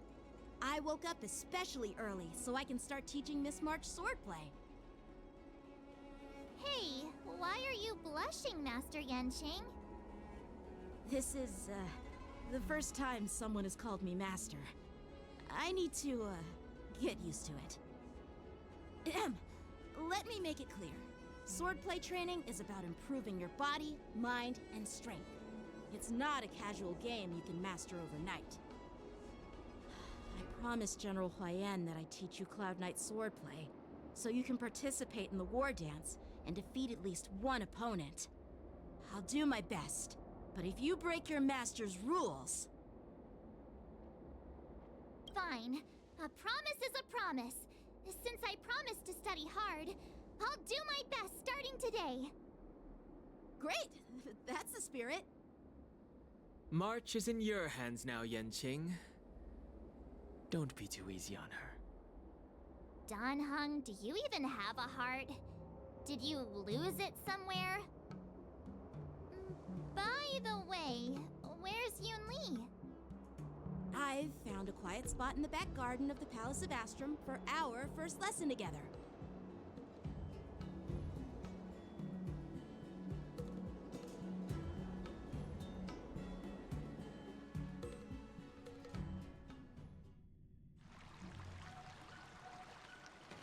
Seriously? It's the first day, and you two are already late? Why is everyone on the Luofu so laid back? So disappointing. Master Yun Li, you're already here. Sorry for keeping you waiting. Oh, wait. Were you trying to teach her in secret? That's sneaky. I'm just showing you what Luofu etiquette is all about. She might be my apprentice, but it's customary for the master to personally escort their apprentice to the place of learning. As the host, I'll be teaching Miss March the essence of Luofu swordplay, after which she'll emerge victorious in the war dance ring. You won't be complaining about Luofu swordplay then. Stand aside, rookie. Let me show you how we Zhu-Ming swordmasters treat their apprentices. Quickly, over here, Miss March. This is a reverse mentorship gift from me to you. I hope you put it to good use. What's this? Xianzhou clothing? It's so beautiful! Sword practice requires precise movements. This outfit is tailored to fit perfectly and allows for smooth movements. I even added some small accessories. I put a lot of thought into it. You're awesome, Master Yun Li! See? See? How can you compete with me? I'll teach March 7th the essence of Zhu-Ming swordplay so she can win the contest with my sword skills. Actually, I've prepared something too. Huh? You have a gift for me too, Master Yanqing? Since you want to learn swordplay, Miss March, you'll need suitable weapons. So, I went out of my way to prepare a pair of swords overnight. Unfortunately, I didn't have time to ask the craftsman to customize the swords for you, but I did my best to choose ones that look nice and are suitable for a beginner. I hope you like them, Miss March. Thank you, Master Yanqing! Bet you didn't see that one coming, did you, Yun Li? The real competition is just getting started. I'm so lucky to have two great masters. But why does it feel like things are getting a bit weird?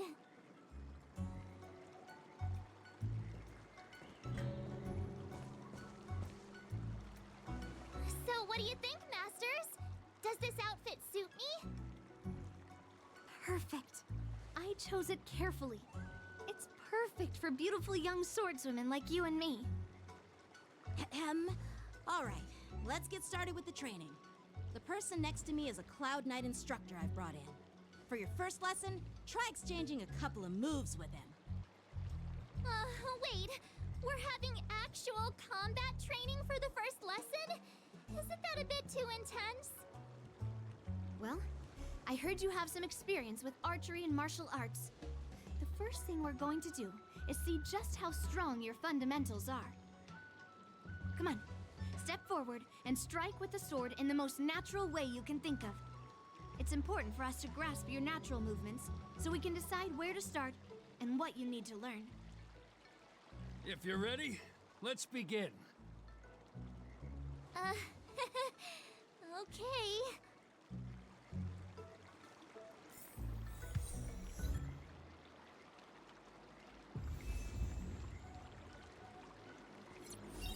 Well, I heard you have some experience with archery and martial arts.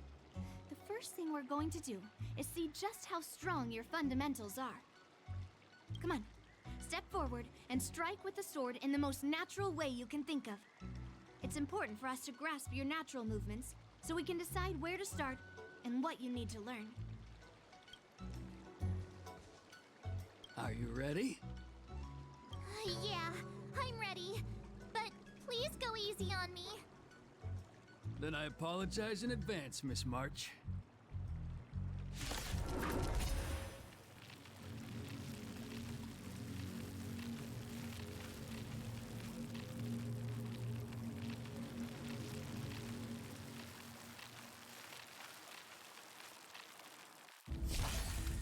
Ready to shine.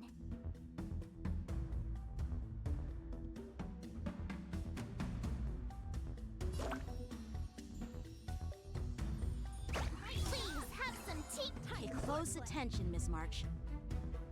Lawfu's swordplay is all about being swift and agile in your movements.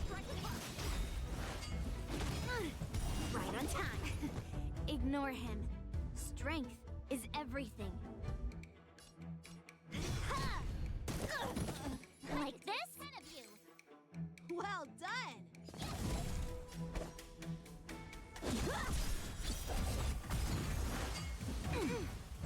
Yes, you! Slap!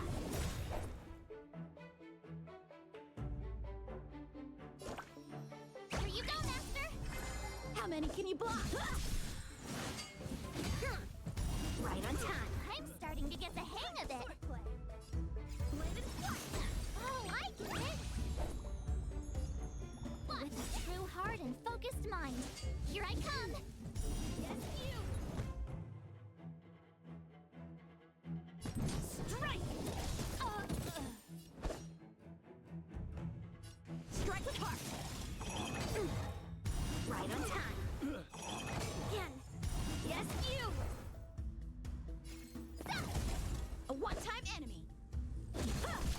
What are you made of? Slap! Ready to shine. Yeah!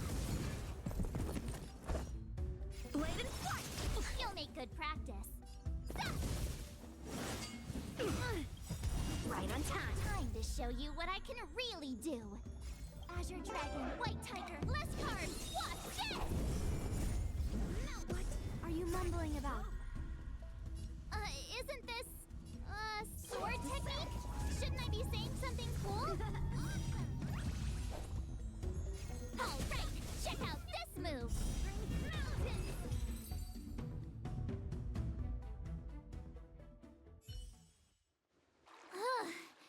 I didn't expect the first lesson to be so intense. Miss March has quick hands and a flexible body. She's a perfect fit for practicing Lawfu swordplay. However, she lacks strength, and her strikes were a bit unfocused. But don't worry, it's totally normal for beginners. Once she starts practicing Juming swordplay, she'll make heaps of progress. Given the situation, I believe Miss March should start by working on her Strength. Seriously, do you actually know anything about swordplay, or what? I could ask you the same thing. Dual swords require agility. So what's more important than footwork? Instead of focusing on her strengths, we should address her weaknesses. The drawback of wielding two swords is not generating enough force. What good is being quick on your feet if you don't have strength? It's not like we're dancing here. Skilled swordmasters know how to play to their strengths and work on their weaknesses. Start with what you're good at, then tackle your weaknesses. That's the right way to learn. You're quite the theorist, huh? Theorist? You claim to be able to talk to swords. So what does that make you? A lunatic? Hey, it's only my first lesson, and you're already arguing. Come on, calm down, Masters. I'll have to improve both my footwork and strength anyway, so it doesn't matter which one comes first. But it does matter! Just listen to me, March 7th! Aww.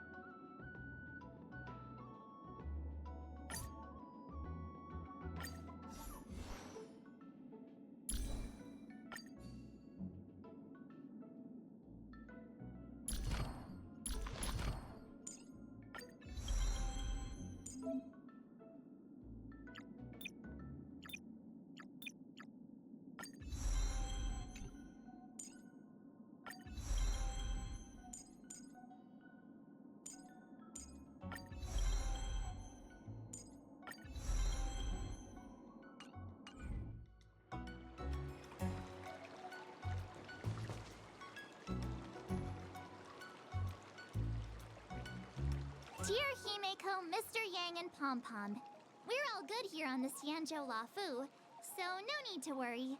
By the way, how's your trip going? As for me, I've somehow become the apprentice to 2 Cloud Knight sword masters, and I've been honing my sword skills with their guidance. One of them is Yanqing, the boy we've all met before. The other is Yun Li, the granddaughter of General Hua Yan from the Xianzhou Juming.